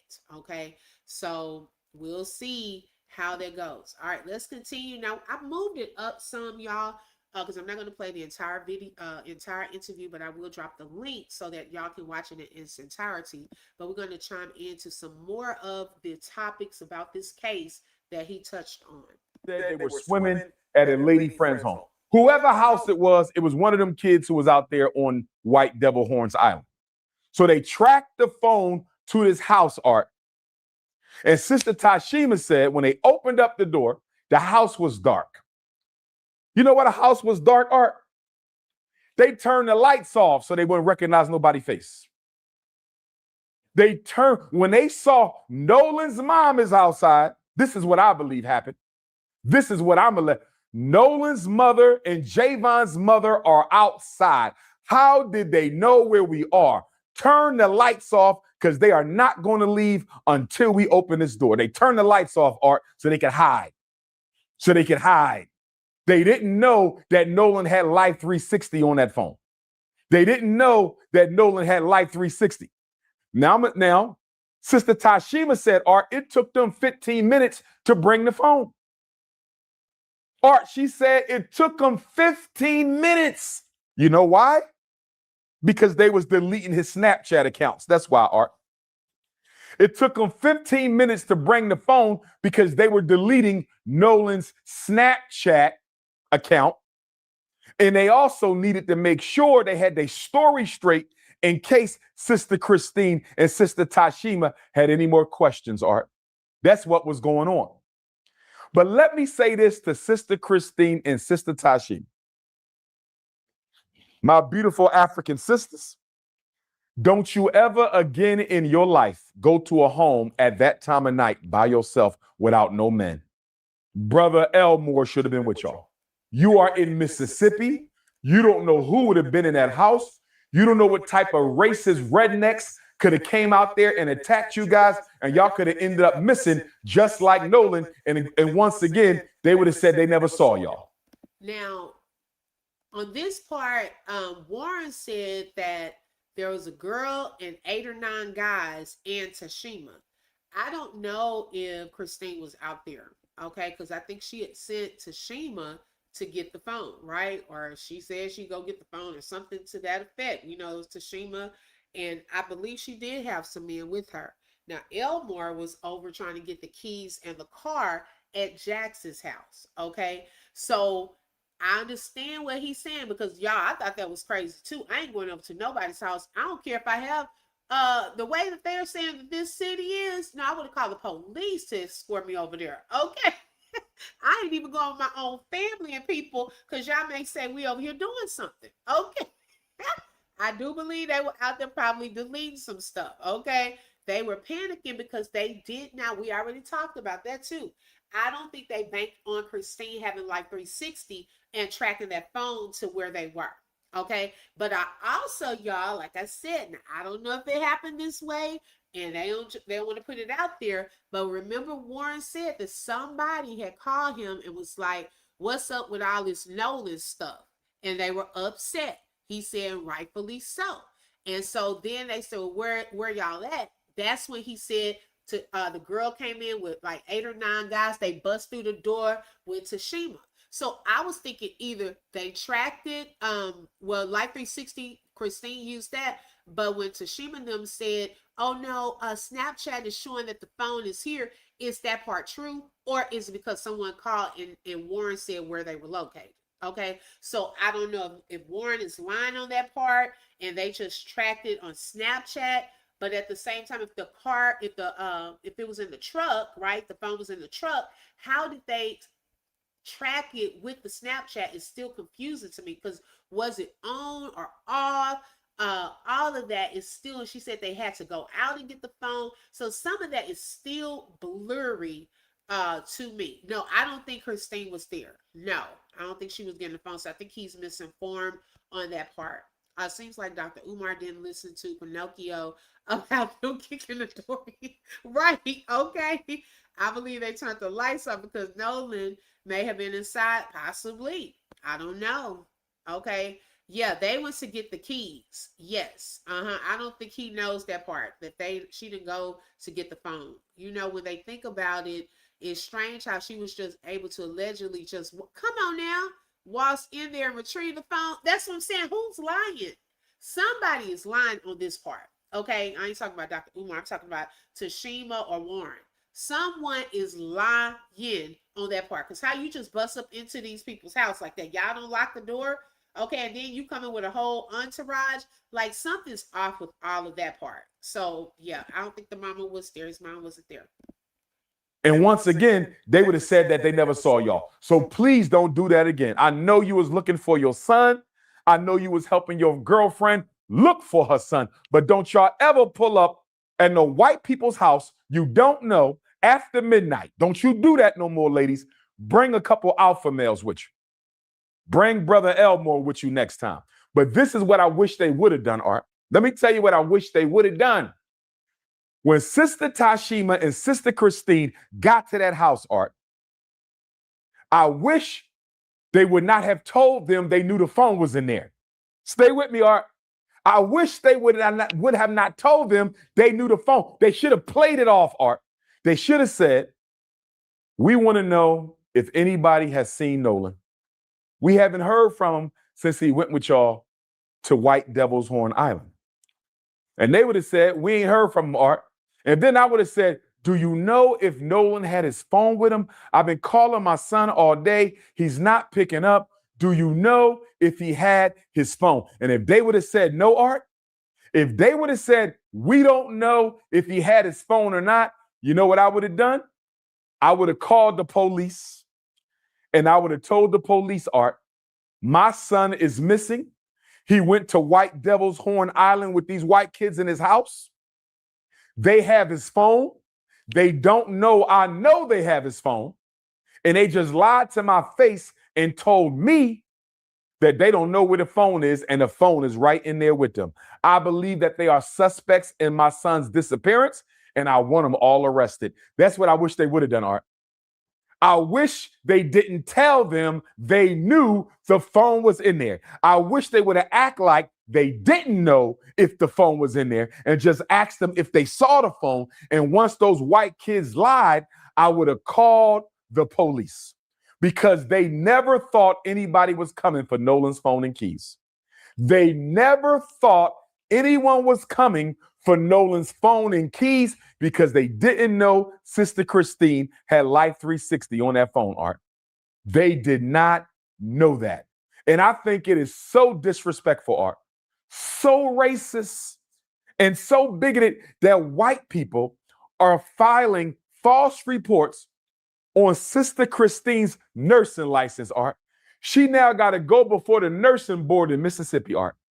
Nolan's mother, still grieving the death of her son, she got to go and defend her credentials because white folks are mad that she's demanding justice for her son. This sounds just like Mamie Till Mobley, Emmett Till's mother. They did the same thing to Emmett Till, Art. After they assassinated Emmett Till, they harassed his mother. They sent her all type of threatening phone calls, letters, notices. Here we are, Art. 61 years later, they doing the same thing to Nolan Wells' mom. For black people who think white people have changed, Art, it's time to wake up and smell the coffee. They are their ancestors, Art.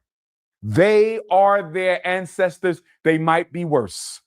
They are their ancestors. And since they are their ancestors, we need to be our ancestors. Now, let's talk about the infamous CETO call, Art.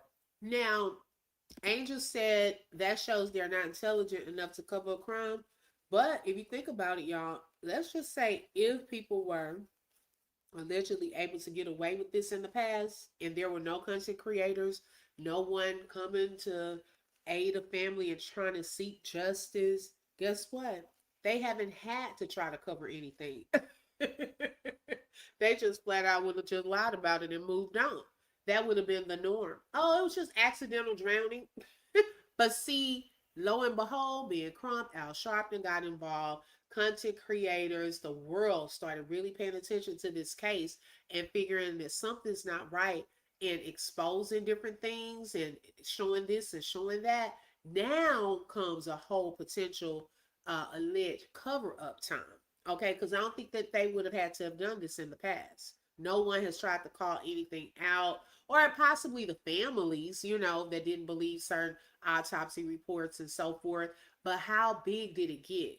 Okay, how did it just go away after some time? That's something to think about. That sounds crazy to bring a dead body back to your home. Wow, MJ. A lot of it sound crazy, but people are capable of doing anything nowadays. Okay, come on now. It's some stuff going on. Hey, let me for real welcome.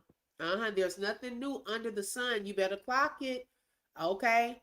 I wouldn't have told them I knew that phone was their child. I would have said, hey, we were looking for Nolan. Have y'all seen him? See what their answer would have been. Ooh, you would have caught him up right there. Okay, they ain't never had to cover nothing up. It was just flat out. This is what it was. Be mindful of who is allowed to instigate and influence to raise emotions higher than they are already. Right. I believe his body was there, or they knew where he was, but that would not align with the audio. The people there on the island asked, is he dead? But Bro J, that's what I keep saying. Asking that does not necessarily mean that he was all the way. Yes, to me, something happened on that boat. Do I wholeheartedly know for sure that it was his final demise on that boat? I don't know. I don't know if something transpired once they made it, because remember, they hightailed it up out of there. Okay, once they saw something wrong, we got to get out of here. And we don't know what happened once they got on land, too. So, hey, no, Susie, no one's saying that. Hey, Layla, go harder. I've been here in the background, sis. Okay, thank you so much. I appreciate the support. Oh, okay. I appreciate it. Yeah, I think it's too much evidence out here to not charge some people. Okay. Yes, and I believe in Crump them have some information they're not putting out yet. We don't know, MJ, because my thing with that part is, did they know someone was about to pop up there? Okay. Remember that boat, okay, Wyatt's truck was still there. The phone was in his truck. Now, was his boat still there? Had they taken the boat over? Okay. How long had they been at that house? So I just have questions about the timestamps.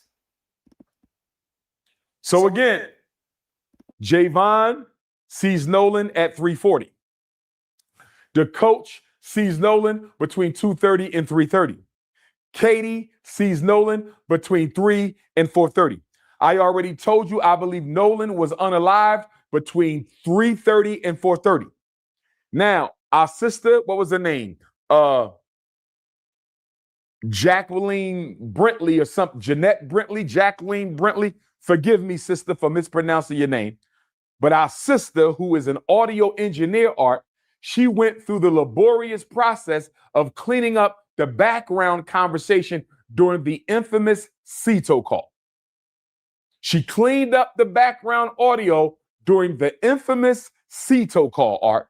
And during the infamous CETO call, Art, according to her cleanup, it sounds like they were trying to clean up an unaliving of Nolan Wells. You hear people saying things like, is he still alive? Did you unalive him? Is he okay? People are shocked, asking questions. Is he still breathing? If that tape gets corroborated, all the white young folks on those 3 boats need to go to jail, Art. They need to be charged, all of them. Whether you committed the crime, whether you was an accomplice to the crime, whether you was an accessory to the crime. Whether you committed the crime, first-degree murder, whether you was an accomplice to the crime, you helped them carry it out, whether you was an accessory to the crime, you helped them plan it, or you helped them cover it up, Art, because I'm having problems. I'm having problems with this investigation. It is too lax. It is too soft. And my question to Ben Crump and Al Sharpton, how long before y'all going to demand that the federal Department of Justice take over the investigation, Art? As I was saying earlier, you can demand the feds to take over the investigation, Art, if there is concern about public corruption and obstruction of justice. One of the boys' mom or stepmom, and I think it's Warren, allegedly, one of the boys' mothers or stepmothers is a chancery court judge. Another one of the children's parents is allegedly tied to the FBI. So, Art, if their parents are tied up in the Mississippi state power structure, if these children's parents are tied up in the Mississippi state power structure, you know damn well Mississippi is not trying to find any of those kids guilty of anything. You know that. Mississippi does not have a history of helping Black people find justice against white people. That is not the history of Mississippi. It ain't the history of Arkansas. It ain't the history of Texas. It ain't the history of Louisiana. It ain't the history of South Carolina, Georgia, Florida, or none of those states. So why is it Ben Crump and Al Sharpton calling for a federal investigation? That's number one. Number two, Art, guess what? Horns Island is federal land. Horns Island is federal land, Art. If Horns Island is federal land, Art, why are we not demanding that the feds do the investigation and not Sheriff Ledbetter? The island is federal land, Art. It's federal land. Why aren't the feds carrying out the investigation? That's the second reason they should be involved. The third reason they should be involved, Art, is there's a strong likelihood that this was a federal hate crime and a lynching. Very strong likelihood that this was Nolan Wells' death is very likely to have been a federal hate crime, and it is very likely to have been a federal lynching, meaning more than one person participated in the racially motivated crime. So I just gave you 3 reasons why the feds should be investigating this case and not the sheriff's office. Why is Ben Crump and Al Sharpton dragging their feet? Benjamin Crump, you need to have a street march. You need to bring all of the Black militia groups to Mississippi, and we need to march on Mississippi. Your approach to this investigation is too humble, it is too docile, it is too meek, it is too soft. You are dealing with Mississippi, and you have not activated any street protests. Sister Christine and Brother Nolan are not going to get justice, Art. Sister Christine and Brother Nolan Wells are not going to get justice, Art, if Benjamin Crump doesn't activate a street activism campaign. It is time for Ben Crump and Al Sharpton to activate a street activism campaign. And let me say this, Art. Al Sharpton is about to have another march on Washington. For what? For what? He's going to commemorate the Dr. King 1963 March on Washington. He's been doing it almost every year. But Art, it's an empty symbol. Al Sharpton, listen to me, sir. You don't need to march on DC.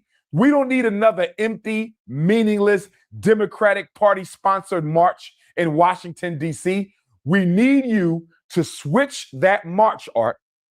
Al Sharpton, if he cares about justice for Black Mississippi, if Al Sharpton cares about justice for Black Mississippi, Art, he will switch the march from DC to Mississippi.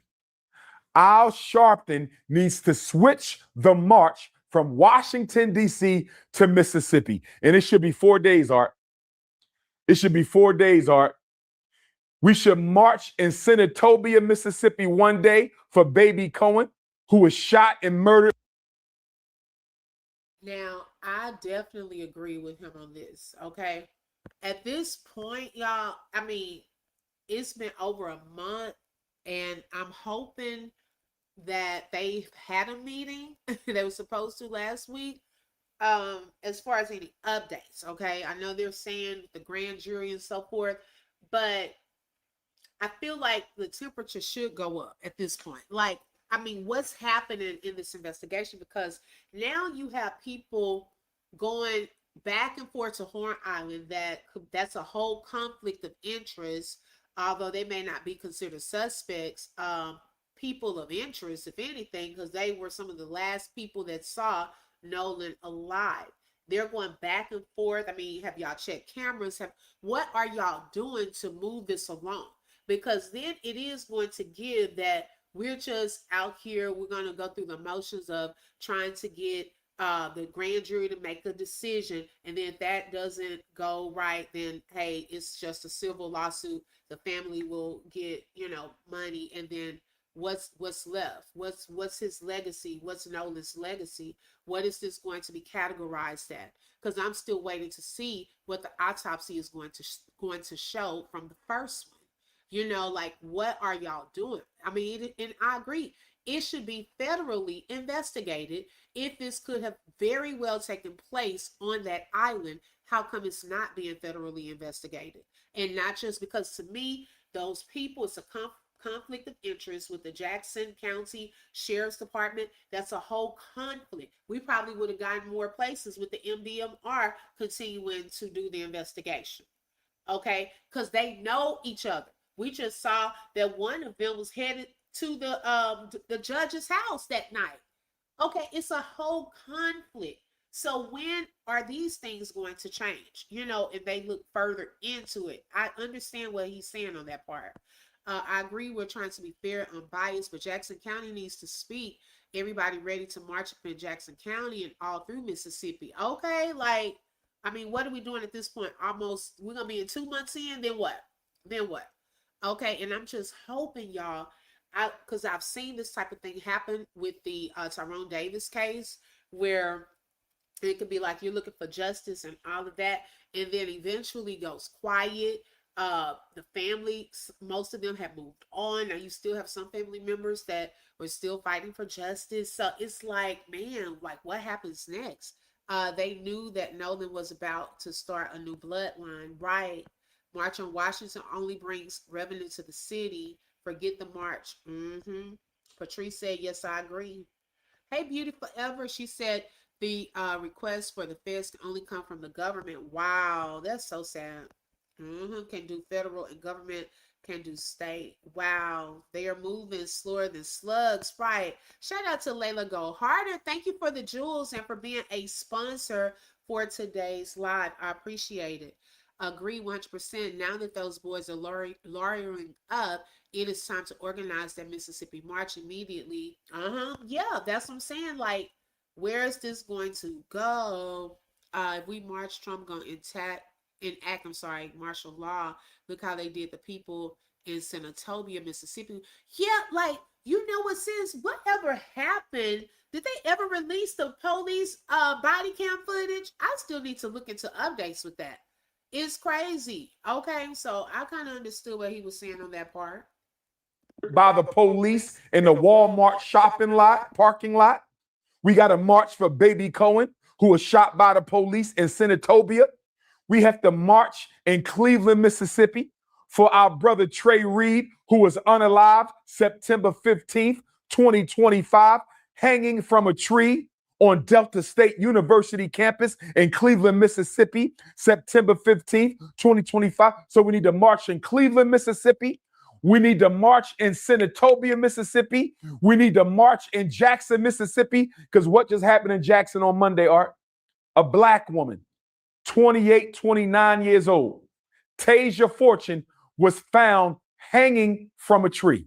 Monday, Art, 4 days ago, a black woman was found hanging from a tree in Jackson, Mississippi. And check this out, Art.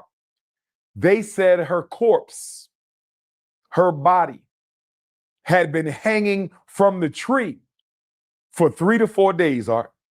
3 to 4 days, her body was hanging. It gets worse, Art. It gets worse. They said they had to use a ladder. They had to use a ladder to go up on the tree and get our sister Tasia down. And guess what the Mississippi State Medical Examiner ruled it, Art? Guess what she ruled it? The same thing she ruled Trey Reed's death as: suicide. Let me ask you a question, Art. How many black people you know hang themselves from trees? I don't know no black person who have ever taken their life by hanging themselves from a tree. In fact, it's almost impossible to hang yourself from a tree. In fact, black people have been hung from trees by white people for over 200 years. So you mean to tell me the very method that has been used to take our lives at the hands of white people, we are now taking the method ourselves, Art. We are now taking the method ourselves, Art, and we're going to hang ourselves with a noose the same way white people used to hang our ancestors. Who does that make sense to? That don't make no damn sense. So now all of a sudden, when black people want to take their life, we're going to go outside, get a noose, and hang ourselves suspended from a tree. That's nonsense. Now, Black Panthers, I did see, I don't know how true it is or when it's supposed to happen, but allegedly, Cornell X, Dr. Candace Matthews, and their team are supposed to head to Mississippi, but I'm not sure of how true that is. I haven't seen any other official, but it's been spread there on Facebook. So I don't know, child, but hey, that was to answer your question. Right, yes. Delta Ruth. So we're gonna see what she says about this other young lady, Tasia Fortune, what the ruling is on her death. Well, J. Rose, they said he's a person of interest. He was arrested on an unrelated charge. Yes, they didn't say for the charge of hanging her, though, or killing her. Uh-huh. Right. Exactly, Money Bandit. Okay, right. I said that the other day. They had to use the ladder from a fire truck. Now, you know she didn't unalive herself. Exactly. Exactly. Okay, I agree. And the Mississippi State Medical Examiner, Art, every time a black person is found hanging in Mississippi, she wants to rule it a suicide. You know why, Art? If you rule it a suicide, you don't have to investigate. If you rule it a suicide, you can close the case and you don't have to investigate. So Ben Crump and Al Sharpton need to turn up the heat under Sheriff Ledbetter's office. They need to turn up the heat under District Attorney Mulrath's office because they are dragging their feet. They are not taking this investigation seriously. It is too quiet. We don't know anything. Sister Christine don't know anything after 30 days, and Ben Crump and Al Sharpton need to go to the streets. Since you like to march every year in Washington, D.C., Al Sharpton, why don't you bring your behind to Mississippi and march? We need to march in Senatobia. We need to march in Cleveland, Mississippi. We need to march in Jackson for Sister Tasia Fortune. And we need to march in Ocean Springs for Brother Nolan Wells. And check this out, Art. The Attorney General said they're going to keep the toxicology and the autopsy report under seal. They're going to keep the toxicology and the autopsy under seal, Art, until the grand jury gets to see it. A grand jury is going to decide whether or not anybody is going to get charged with a crime, Art. And I have a big problem with that, Art. That's what happened with Carmelo Anthony. That's what happened with Carmelo Anthony. A grand jury proceeding is a relatively secret process, Art. You don't even know who's on the grand jury, Art. You don't even know who's a group of secret white people. A group of secret white people are going to decide if any of those 30 white kids on those 3 boats should be charged with a crime in the death of Nolan Wells. And we won't even know who they are. And we won't even know how they came to their decision, Art. We won't even know who the grand jury is. And we won't even know how the grand jury came to their decision. What is Ben Crump ready to do?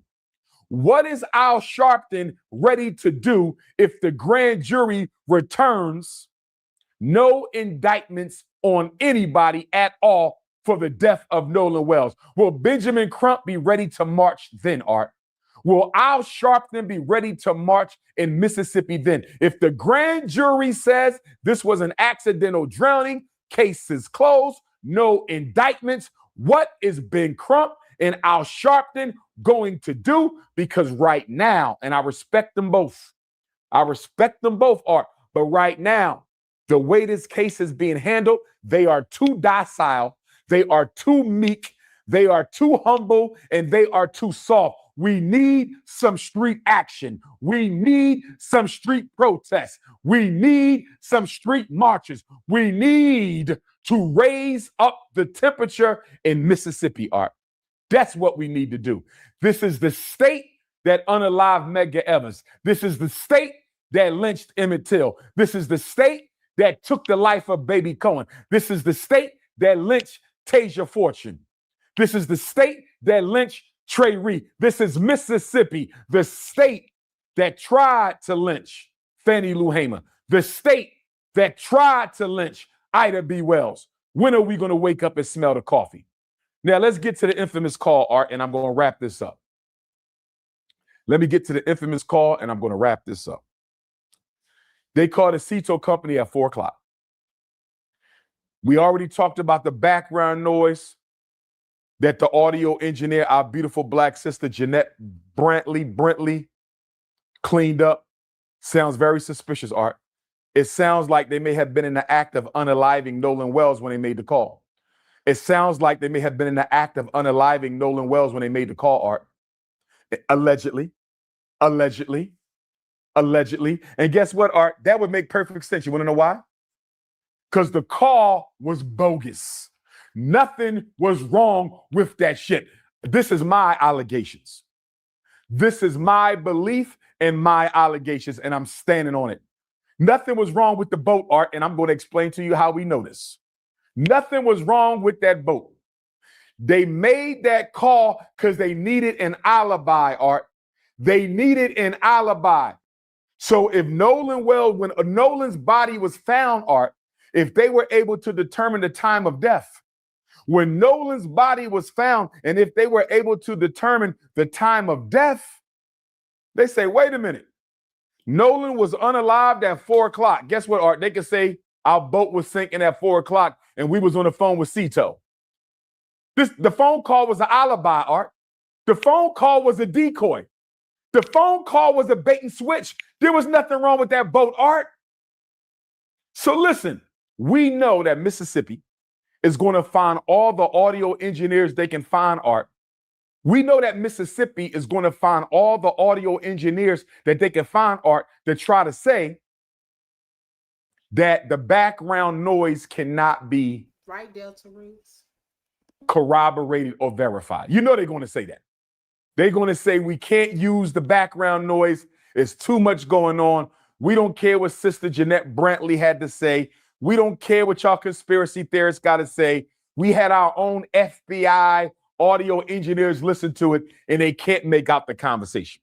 I believe it says what Sister Jeanette Brantley says it says. I believe it, Art. It makes perfect sense. They called at the time that they were unaliving him to have an alibi and an excuse. But guess what, Art? Even if they throw out the background noise, I believe we still have probable cause to arrest all 30 of those white kids. And I'm going to tell you why, Art. Let's listen to the conversation, Art. Let's listen to the conversation. He calls the operator on CETO. The operator says, how can I help you? And I'm paraphrasing. He says, our boat is sinking and we need a tow. She says, how much water are you in? He says, we're in 17 feet of water. No. We in 31 feet of water. Art, there's a big difference between 17 and 31. There's a big difference between 17 and 31. Why don't you know if you are in roughly 17 feet of water? And why don't you know if you are in roughly 31 feet of water? You are on the boat all the time. This is what they do, Art. They boat all the time. They go to Horn Island all the time. Why don't you know if you're in 17 foot of water or 31 foot of water? 31 foot of water. But Art, it gets better than this, Art. It gets better. The CETO operator, Art, says, do you want me to call the Coast Guard? Do you want me to call the Coast Guard? Guess what he said? We don't need the Coast Guard. Art, if your boat is sinking, do you care who comes to rescue you? If your boat is sinking, if I'm sinking in 31 feet of water, you could call the Coast Guard, you could call the aliens, you could call the Snow Bunny boat, you could call whoever you want to call if my boat is sinking. He told the operator, we don't need the Coast Guard. Who does that, Art? Who says we don't need the Coast Guard if we sinking? So she says, okay. She says, how many adults are on the boat? Pay attention to this, Art. We caught him in another lie. Listen to this. She says, how many adults are on the boat? He said, quote, there are no adults on the boat. He lied, Art. Second lie. First lie, he said, Nolan said, I'm staying behind to hang out with Katie. Y'all can leave me. Katie said Nolan told her, I'm headed back to the boat because my friend's about to leave. That was lie number one. That was lie number one. You lied and said Nolan said he was going to stay behind with Katie. That was a lie. Lie number two, the CETO operator asked you, how many adults are on the boat? He said there are no adults on the boat, Art. Why did he lie? Why did he lie? She said, how many people on the boat? He said, everybody on the boat is under 21. Art, she said, that was not my question. Art, she begged him to tell her how many people are on the boat. She said, that's not my question. How many people are on the boat? She said, is anybody breathing on the boat? He said, a lot of people breathing on the boat. She said, is there anybody living on the boat? He said, yes, people are alive on the boat. Art, I would like to investigate her. She didn't do no crime. I want to know what made that operator say, is anybody breathing on the boat? What made her say, is anybody alive on the boat, Art? What did she hear in the background? What did that operator hear in the background to make her ask him, is anybody breathing on the boat? That don't sound like a regular question. And then she said, is anybody living on the boat? It's almost like she could feel something was going on. I would love to know if those were standard questions, Art. I would love to know if those were standard questions or if she had a hunch that something fishy was going on. Now check this out, Art. She asked him a third or fourth time. He would not answer the question, Art. He would not answer the question. How many people are on the boat? Guess what he said, Art? Like 7. Like 7. Art, the boat only holds 8. They went out there that morning with 8. 7 Caucasians and Nolan. 7 Caucasians and Nolan. Art, they left with 7, right? When she said how many people on the boat, Art, why did he say like 7? Why didn't he say 7? It's only 7 people. Why couldn't he say 7? Why did he say like 7? You know why he said like 7, Art? Because he didn't know if Nolan was still alive or not. He didn't know if Nolan was still alive or not. So let me say like 7 in case he survives. Because Art, if you call me up and say, Dr. Umar, How many people at the basketball game? I can't count them all, Art. I'm going to say like 100. It's like 100. Because I don't know. It could be a little less than 100. It could be a little more than 100. I'm going to say it's like 100. But Art, if there's only 7 people on the boat, I don't need to say like 7. I could just say 7. He didn't want to give her a direct answer. Why didn't he want to give her a direct answer, Art? Because he knows it should have been 8 people on that boat. He knows it should have been 8 people on that boat. So he said like 7 because he didn't want to say 7 so nobody can ask him where the hell was Nolan. Nolan's life was taken between 3:30 and 4:30, and they know exactly how and who. They know exactly how and who, Art. And they took the phone and the keys to get rid of any evidence. They took the phone and the keys to get rid of any evidence. And y'all, on one of those calls, you know, the enhanced version, someone was counting 1, 2, 3, 4, 5, 6, 7. They said 8, but he said 7. Okay, and that's a good point. Like 7, come on now. That you would know if it's only a small boat. It wasn't like a huge cruise ship. Okay, child, you can look out right around y'all and see how many people it is. So that was a very good point. We must start meeting in secret like they do. Okay. Okay, I agree. Sister Christine and Sister Tashima didn't go to that girl's house to get that phone, they would have discarded it, Art. They were going to discard the keys in the phone and act like they never even had them either. Now, I'm going to give you this one piece, Art, and I'm going to leave it alone. I'm going to give you this one piece, Art, and I'm going to leave it alone. Mm-hmm. As I said, I'm very disappointed in the fact that Sheriff Ledbetter and District Attorney Morath are not investigating all 30 of those children. I'm disappointed that all 3 boats were not treated like a crime scene. Now, my primary theory, they unalived him on the boat, threw him over to make it look like a drowning. They unalived him on the boat or on land before they took off, threw him in the water to make it look like a drowning. But I'm going to say this to you, Art. I have another theory as well. I got 2 theories. That's my first theory. Let me give you my second theory, and we're done on this. There's a strong chance, Art, that after they unalived Nolan, they held on to the body overnight and dumped it the next day, Art. Or they took the body to one of the other islands around Horn Island and dumped the body. And let me tell you why I believe this, Art. Let's go back to Emmett Till. Let's go to Emmett Till, Art. Emmett Till was unalived on August 28th. They bob-wired Emmett Till to a 75-pound cotton gin, 1955. August 28th, 1955, Emmett Till was unalived, and they bob-wired him to a 75-pound cotton gin and threw him in the Tallahatchie River. The Tallahatchie River, Art, is a freshwater river. Horn Island is on the Gulf of Mexico. It's salt water. Salt water is rougher and more active and more buoyant than freshwater, Art. Follow me on this. Emmett Till got thrown in the Tallahatchie, bob-wired to a 75-pound cotton gin, Art, and his body made it up to the surface on August the 31st. Even though he was tied to a 75-pound cotton gin in a river, his body floated up to the surface in 3 days, Art. Emmett Till was 14. Nolan Wells is 18. If Nolan Wells was unalived and dumped immediately on July 4th, Art, we should have saw his body on July 5th. If Emmett Till's body can make it to the top in 3 days, tied to a cotton gin, Art, why did Nolan Wells' body only surface the morning of July 6th? I think there is a strong possibility they held onto his body, Art, because they were afraid that if they dumped it immediately, it would surface too soon.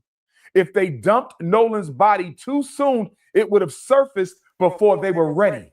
That body could have floated back, Art, before they made it back home. They all go to jail. They could have held onto his body, Art, and dumped it on July 5th or dumped it the morning of July 6th. Because according to science, Art, Nolan's body should not have surfaced for 3 days. Or, according to what happened to Emmett Till, it should have surfaced within a day. The fact that it took Nolan Wells' body 41 hours before we saw it, Wow. I think that body might have gotten dumped, Art. I think they might have held onto Nolan Wells' body and dumped it a day or two later. And that's why the other two boats are important to the investigation, Art. How do we know Nolan wasn't unalived on one boat Come on. and held on the second boat? How do we know that? How do we know a second boat didn't take Nolan Wells' corpse to one of them other islands and then the body floated back, Art? Why are we not investigating all 3 boats and all 30 white children? Art, I'm going to tell you like this. For that boy to not tell that CETO operator how many people was on that boat, and she asked him 3 times, and the fact he lied and said there was no adults, and then he still didn't answer her question and said everybody under 21, and she had to repeatedly say that was not my question. Why are you unwilling to tell her it's only 7 people and not 8 people?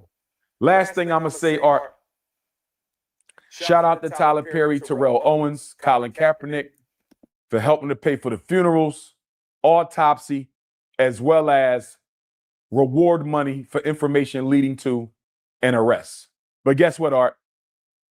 That reward money needs to be more than $175,000. Mississippi is the poorest state in America. 1 in 4 people live in poverty.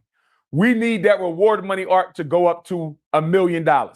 I need LeBron James, Rihanna, Tiger Woods, Venus, Serena, Kanye. Get that reward money up to $1 million, Art.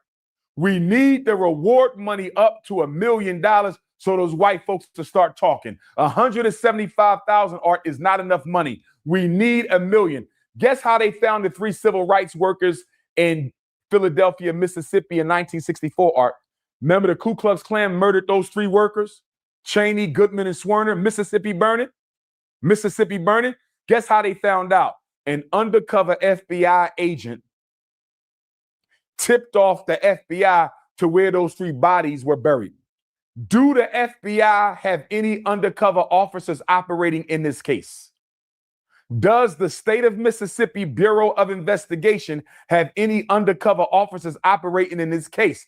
We need some undercover agents to weave into the lives of these young people and find out exactly what happened to Nolan Wells. And that's why Benjamin Crump and Al Sharpton need to demand a federal takeover of this investigation immediately. I agree. I'm going to stop it there, y'all. Let me share the link because he talked about some other things as well for those of you who want to look at it in its entirety. I'm going to drop it in the chat as well. So y'all, oh my God, we got some, I want to hear y'all's thoughts about that interview. He hit a lot of great points. Also, shout out to the Art of Dialogue for that interview. And I like this point here. Beauty Forever said, that's why the body decomposed badly. Water slows the decomposition. And y'all, let's just say if that was true, that allegedly if someone kept his body and dropped it a day or so later, you already know he wasn't put in a refrigerator or preserved. Okay, remember I kept bringing that up. Well, why would his body be so badly decomposed? Well, if you think about if it happened on the 4th, they didn't find his body till the 6th. That's days out right there. Then hopefully when he was taken to the morgue, they preserved his body the right way. Okay, so I mean, y'all, that is so sick and twisted if that did happen like that. Okay, that would, oh my gosh. And someone said allegedly could have been, you know, when they showed up, everyone's in the dark. Where was his body during that time? Okay, where was he during that time? Yes, I need to watch. I think I watched it a long time ago. Okay, right, tone shifter. Okay. Yes, celebrities need to get involved some type of way. Some are. We definitely will see justice with $1 million. Oh, yeah, definitely that, Shirley. Okay. Thank you, Delta Roots. These conscious community men hate MLK, but MLK is the reason that we have civil rights as Black people. That's true.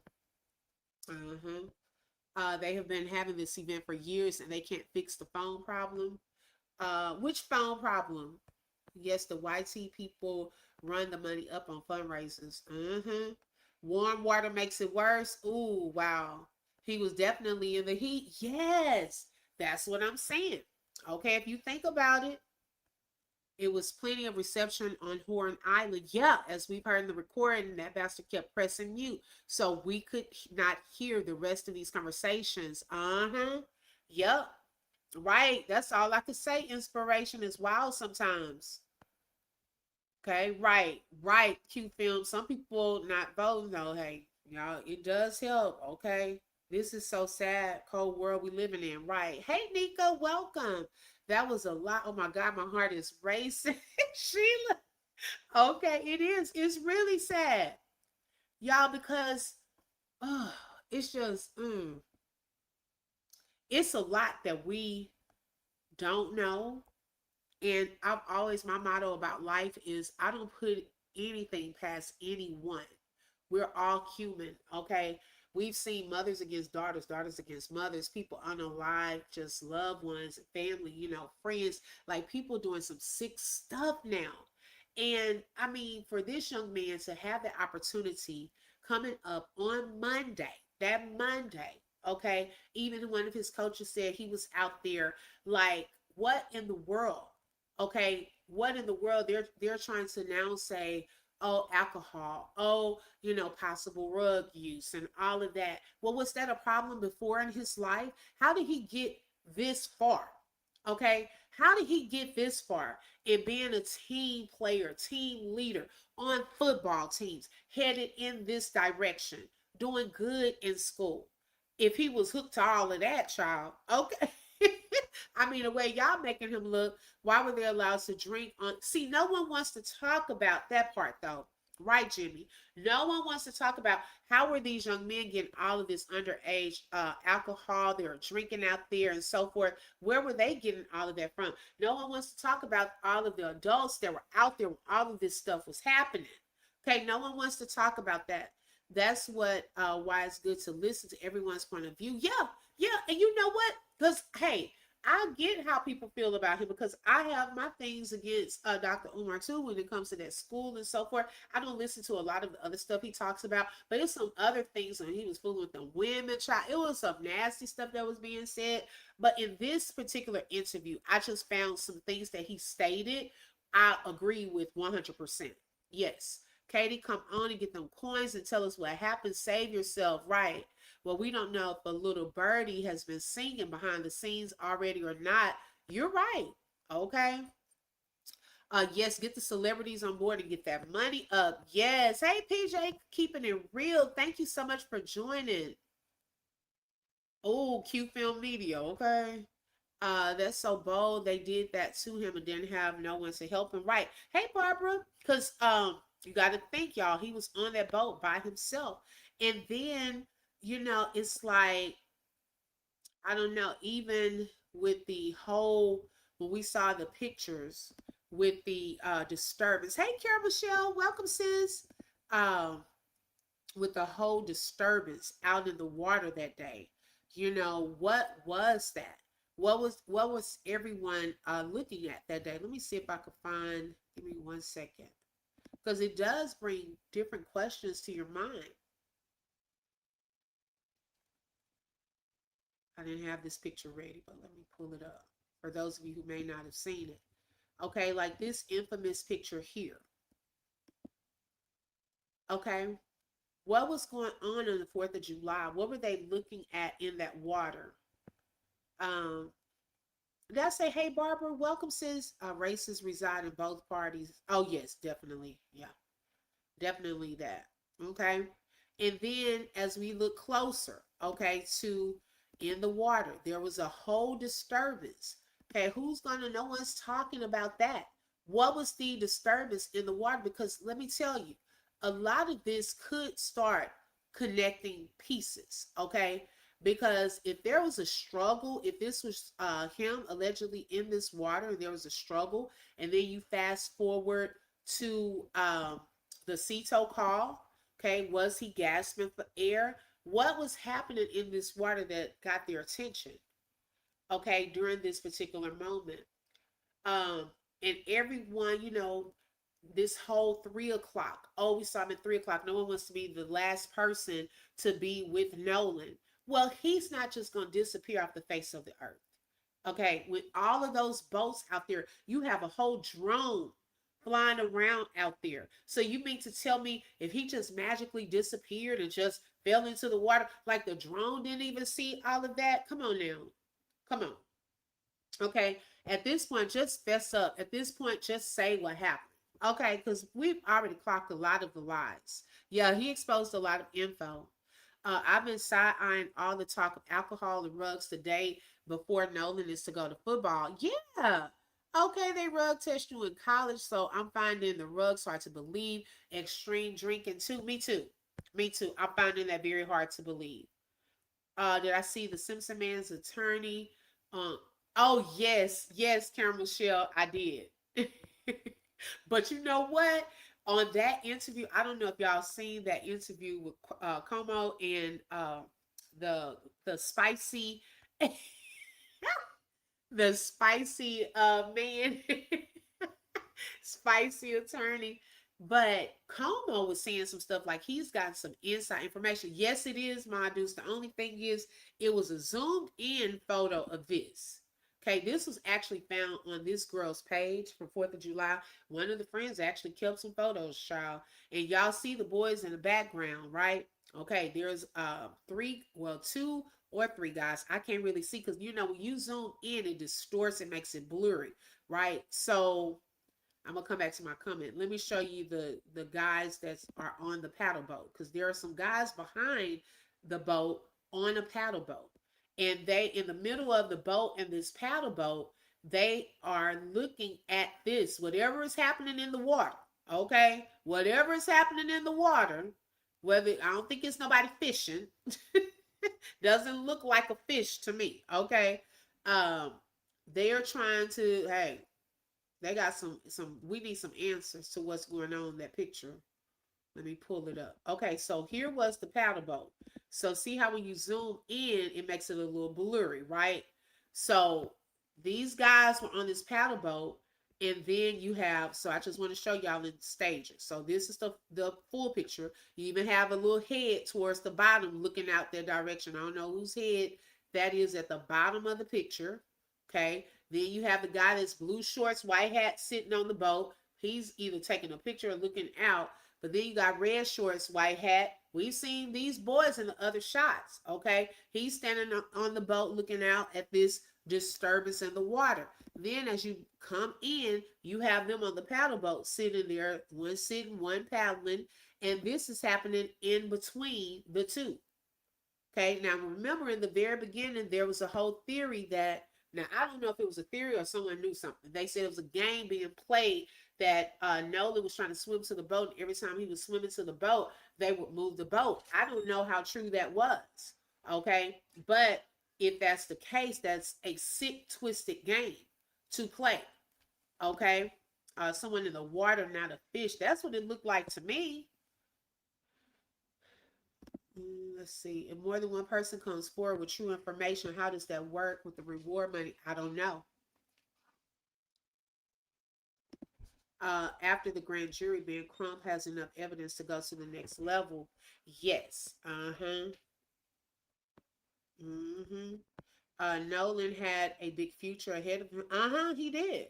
He definitely did. Simone said if that was they were such best friends with Nolan, why they didn't want to give his belongings over. Yeah, where's his backpack? Where are the rest of his things? Okay. If those black football players from the University of Mississippi refuse to play this season, there will be an arrest by the end of the week. Oh, clock it, King Black. Okay. Okay. And look at the Wyoming level too, because they still wondering. Okay. They want to ask the Simpson man what happened. Do you know why they say, damn it? Why they say that?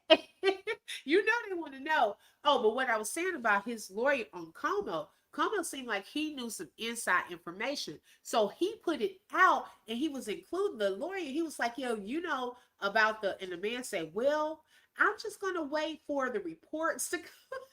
He was not going to incriminate himself and be like he got some inside information.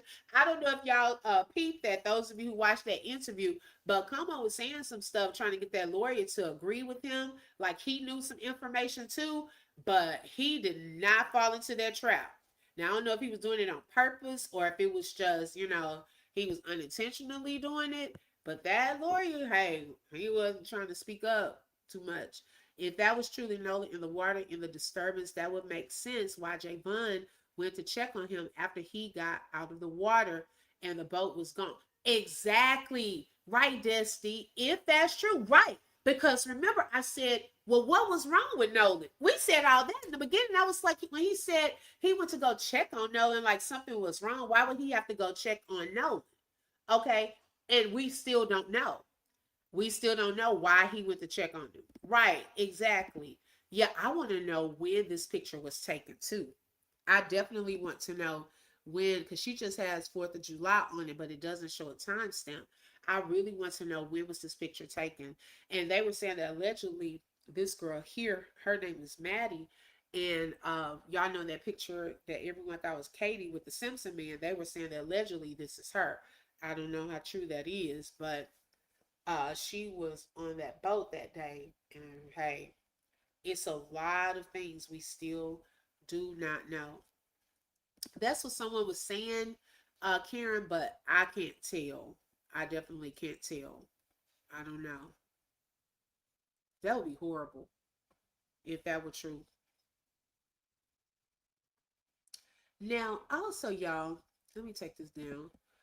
What do y'all think about let me see here. They had to bring it back with them. It wasn't left on the island and kept it for a day to see what moves was going to be made before they.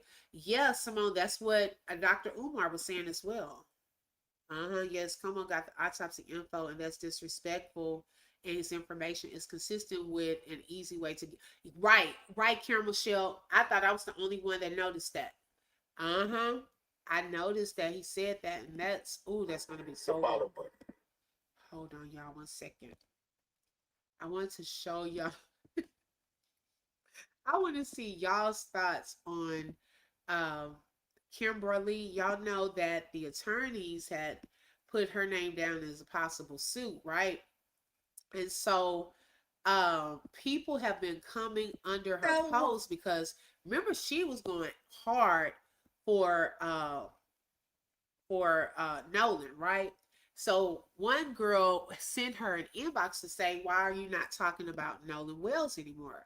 So I wanted to show y'all a few of her videos today and see what y'all thought. Because y'all, this is getting crazy. Oh my gosh, so many twists and turns. One way to get blocked is to come up in my DMs not being Kabongo or looking like Kabongo and trying to holler at me. The second way is to come up in my fucking DMs and ask me why I'm not talking about Nolan or why I'm not talking. Hey, this is my fucking platform. I don't have to talk about Nolan every fucking hour of every fucking day.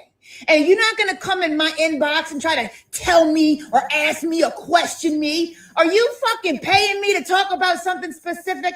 You're fucking blocked, you dumb hoe. My brain is dead. As soon as I wrap my head around one case, 3 more fucking cases pop up. Can I have a life of my own? Is that okay with you fucking weirdo internet people? They will bleed you fucking dry if you let them. They will bleed you the fuck dry. That's why I have to have boundaries. You're not gonna tell me what the fuck I have to talk about on my shit or question it, ho. So one way to get... Okay, I was like, dang. Now, at one point, all day, every day, she was posting, okay? Yeah, she has calmed down. She was posting, like, when you would take 30 minutes away from your computer and come back, it was 5 or 10 more videos, okay? So, at one point, she was posting a lot. And so now people are just wondering because she has slowed down after these potential... Hey, Goofy, let's get... These potential... threats of being sued, that she's calmed down. And so that was one of the videos. Here is one because someone commented under that video. Here's what she had to say about that. A few things straight around here. I'm a fucking artist. I'm a comedian and a rapper. okay?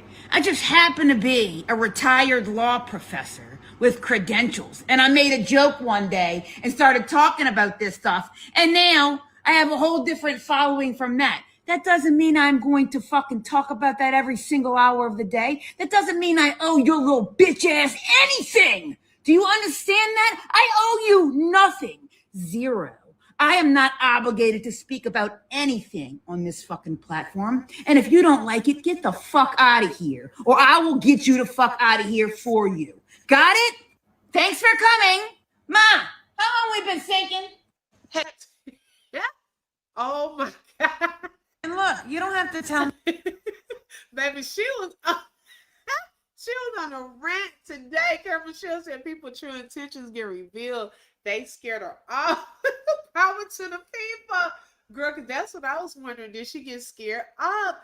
But I didn't know she was going in on people like this until I went over there today.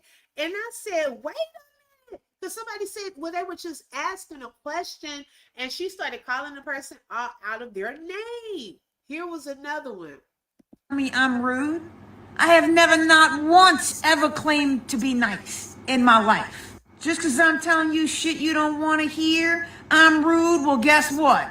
I'm fucking rude then, baby. Put that on my tombstone. Here lies a real ass bitch who's got to be rude sometimes. Cause y'all just take from me. Y'all will bleed me the fuck dry. The entitlement is insane. Have you ever thought about the fact that my well has run dry? I might need to refuel. Don't give a fuck about me or me being brain dead or anything. You just want me to keep talking about Nolan, right? I lost my YouTube. I'm potentially getting sued. All this stuff happened to me in my fucking little tiny brain. And I gotta fucking worry about you asking me why I'm not talking about something. Go fuck off. Yeah, I am rude. Go fuck off. And look, you don't have to tell me I'm rude. I have never, not once, ever claimed to be nice in my life. Just because I'm telling you shit you don't want to hear, I'm rude. Well, guess what? I'm fucking rude then, baby. Put that on my tombstone. Here lies a real ass bitch who's got to be rude sometimes. Cause y'all just take. Ooh, child. Oh my Oh my goodness. Let me see what there's another one. Let's see. And yes, Stacy Turner, I called you a neck stealer. You want to sue me? Well, all you have to do is return the neck, and I'll apologize. Okay? Fair enough? Go do it. Give the second pathologist the neck and the lungs and whatever other shit you took. Otherwise, you're going to be known as Stacy Neck Stealer Turner forever. I will etch that on your tombstone personally. And yes, Stacy Turner, I called you a neck. Could have been. Y'all, she's sick. I guess she's sick and tired, baby. Okay. Motto of this little lesson right here: don't go over there asking Kimberly why she not covering the Nolan Wells case like she was. Because then you're going to get a video calling you out. Okay. Golly. Sheila said, hey, Sheila, I think it was one of those things, look, either you back off or we will sue. It's something. Okay. Baby, she going off today. Out of control. Yes. She called her neck stealer. Oh my God. I say, let me not go in there. And some people's chats or comments, you just stay out of. When it's like that, too much heat in the kitchen, child, just stay out of the kitchen. Just stay out of it. That's pretty much all you can do. Oh my gosh. Let's see. It was another video. Nicole.everything. She had shared one with Nolan in this interview. Now, I had never seen the interview itself. Let me see if I can find it right quick. With I guess maybe this was a coach or something. And I had never seen that interview. Now I can't find it. Did she take it off? Because it was recent.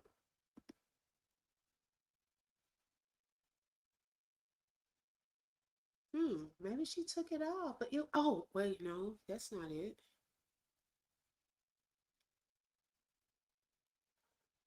Maybe she took it off. Oh wait, no, here it is. Okay, here it is. Share my screen.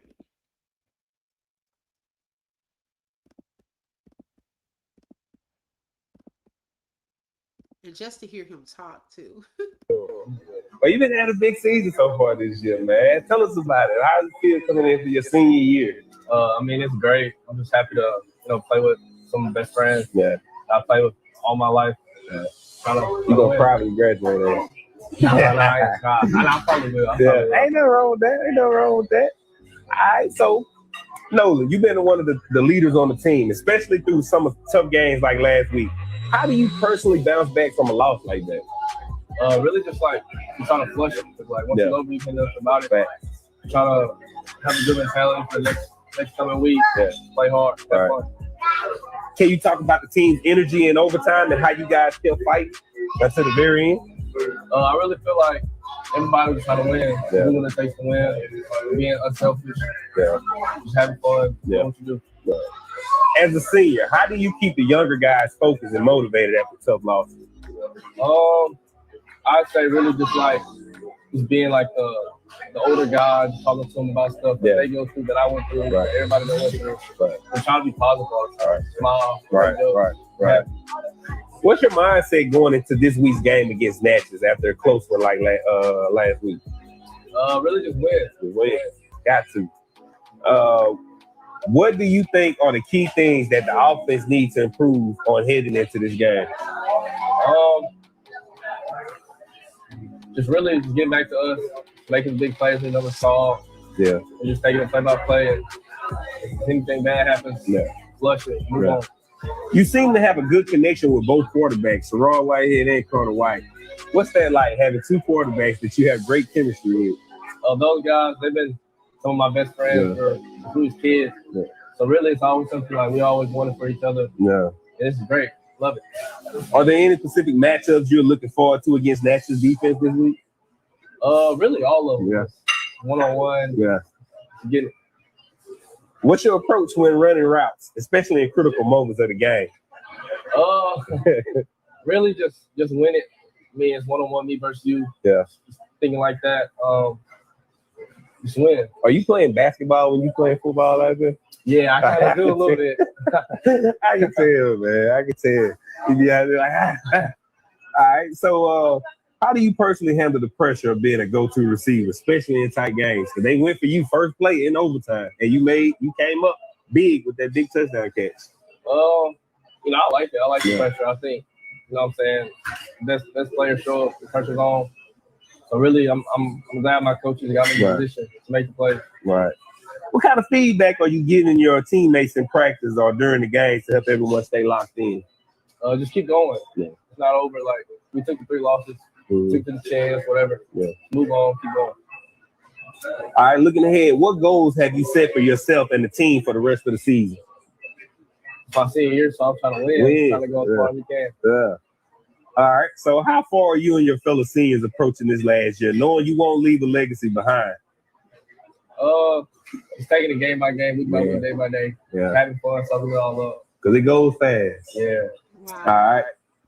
I mean, hearing him talk about his future and things like that, y'all, it just, puts things into perspective. Whew. She said, I thought she would have went harder about Nolan since she wasn't scared. Angel. Okay. He and the Simpson man play basketball, in my opinion. Did he play basketball, the Simpson man? And his buddy W did something. Amit Bart. Yes, he was very handsome, well-spoken, educated, destined for greatness. They hated it. Justice from Nolan Xavier Wells, right? People are just evil. He seemed like a humble young man. Yes, right. When you hear him talk and see his personality, it's not given druggy and alcoholic like they're trying to make it. Okay, we're not crazy. We're not crazy. And rest in peace. Whew, rest in peace, Nolan. Lord, y'all, it's just, he was so young, like, man. And now we're here talking about this. And you can only imagine, because you think about his father said that he had goals of really wanting to help his family and do some great things. And knowing that that opportunity could possibly have been coming up, like him stepping into the next season of his life, and his life was taken from him. I mean, at such a short amount of time. It's so unfortunate, so sad. So rest in peace, Nolan. We will continue to bring awareness to this case, continue to stand for justice for you. And we just pray, y'all, that everything is exposed, whatever, whoever had a hand in anything pertaining to his demise, that those things will be revealed. Okay, the enemy is already defeated, and best believe God knows he was there with Nolan. He was there when it all went down. He's there now. Okay, he knows exactly what happened. They cannot hide from him. Okay, he knows what happened. OB, I hope one day you get us some merch, like a t-shirt for the OB family. Oh, that would be neat. Thank you, Karen Michelle. I'm gonna have to look into that. Yes, justice for Nolan. Okay. I appreciate everyone tonight. Let's see. Shout out to all of the mods that were in the building on this Sunday evening. Thank you so, so much for being here, ladies. I appreciate it. And also, we have some sponsors on tonight. I want to recognize the sponsors for tonight's live. We had Grandma of Five, Irma, I think is Riesha. I hope I'm saying it right, sis. Oh my gosh. Detective London, Tracy, Karen, Phenomenal Scorpio, Tim, T Lady Boogie, Sonia, LaQuinta, Des D, Stacy, Sonia, again, my dudes, Danita, some of y'all multiple times, Nurse M, Lele or Lala Go Harder. I don't know if it's Lala or Lele. I hope I'm saying it right. Lala Go Harder. Thank you, ladies, so much. I appreciate y'all for being sponsors and also helping us to reach our goal on tonight. My sis Shelly Shells, I think she's going live as well. Sis, if you want to drop your link into the chat, for those of you who want to just hang out with us and chill out and relax and talk about some things, come on over. I'll also share it on my community wall.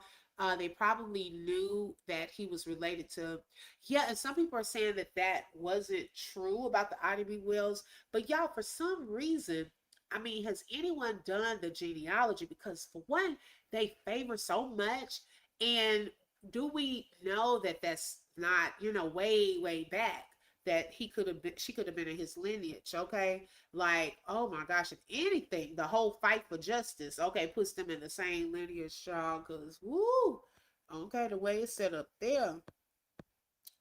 Let's see. Thank you, Karen Michelle. I appreciate that, sis. What did you say? I must have missed something because I see Shelly said something to you, but I'm gonna definitely tap in to that. Good night, Dusty. Thank you, sis. You too, Brittany. Okay, so Shelly, she has dropped her link if y'all want to subscribe to my sis channel, okay? And we're going to go over there for a little bit. I don't know how long she plans on being over there, but we are in there. Shout out to Karen Michelle for, she has gifted 5 memberships. Oh my goodness. Look, I don't even know. I can't see who got gifted. Thank you so much, sis, and thank you for being a sponsor for tonight's live. Let me see who got gifted memberships on tonight. And this is a good time to be a member, y'all, okay? Because we be able to talk about stuff sometimes that we don't even talk about out here. Drop some little nuggets over there some days, okay? Let's see who got memberships. Clients dream big. Your agency builds bigger. Okay, so welcome to the Open Book members. We have, all right, hello, Barbara, this Shirley, so bomb, okay, Blaze, QT1, 4L Money Over Everything, okay, welcome to the Open Book members. You were already family, but now you are members. Thank you so much. I appreciate that. Okay, thank you, Clarinetta. All right, y'all. So we are done for tonight. Thank you, everyone, for joining. Make sure you hit that like button. It is for free. Also, don't forget to hype up the video, subscribe, and hit that bell. because you never know when I'm going to go live. Thank you all so much, and y'all have a blessed week. Until next time, bye-bye. You just flip through truth with the open book. If you felt that heat, like share and stay locked in. Another chapter done, but we far from finished. Truth on the mic, yeah, we handle business. Real talk, no fluff, just facts and fire. From the book to the block, we taking it higher. The open book, every voice matters, every lie shatters. Catch you next page.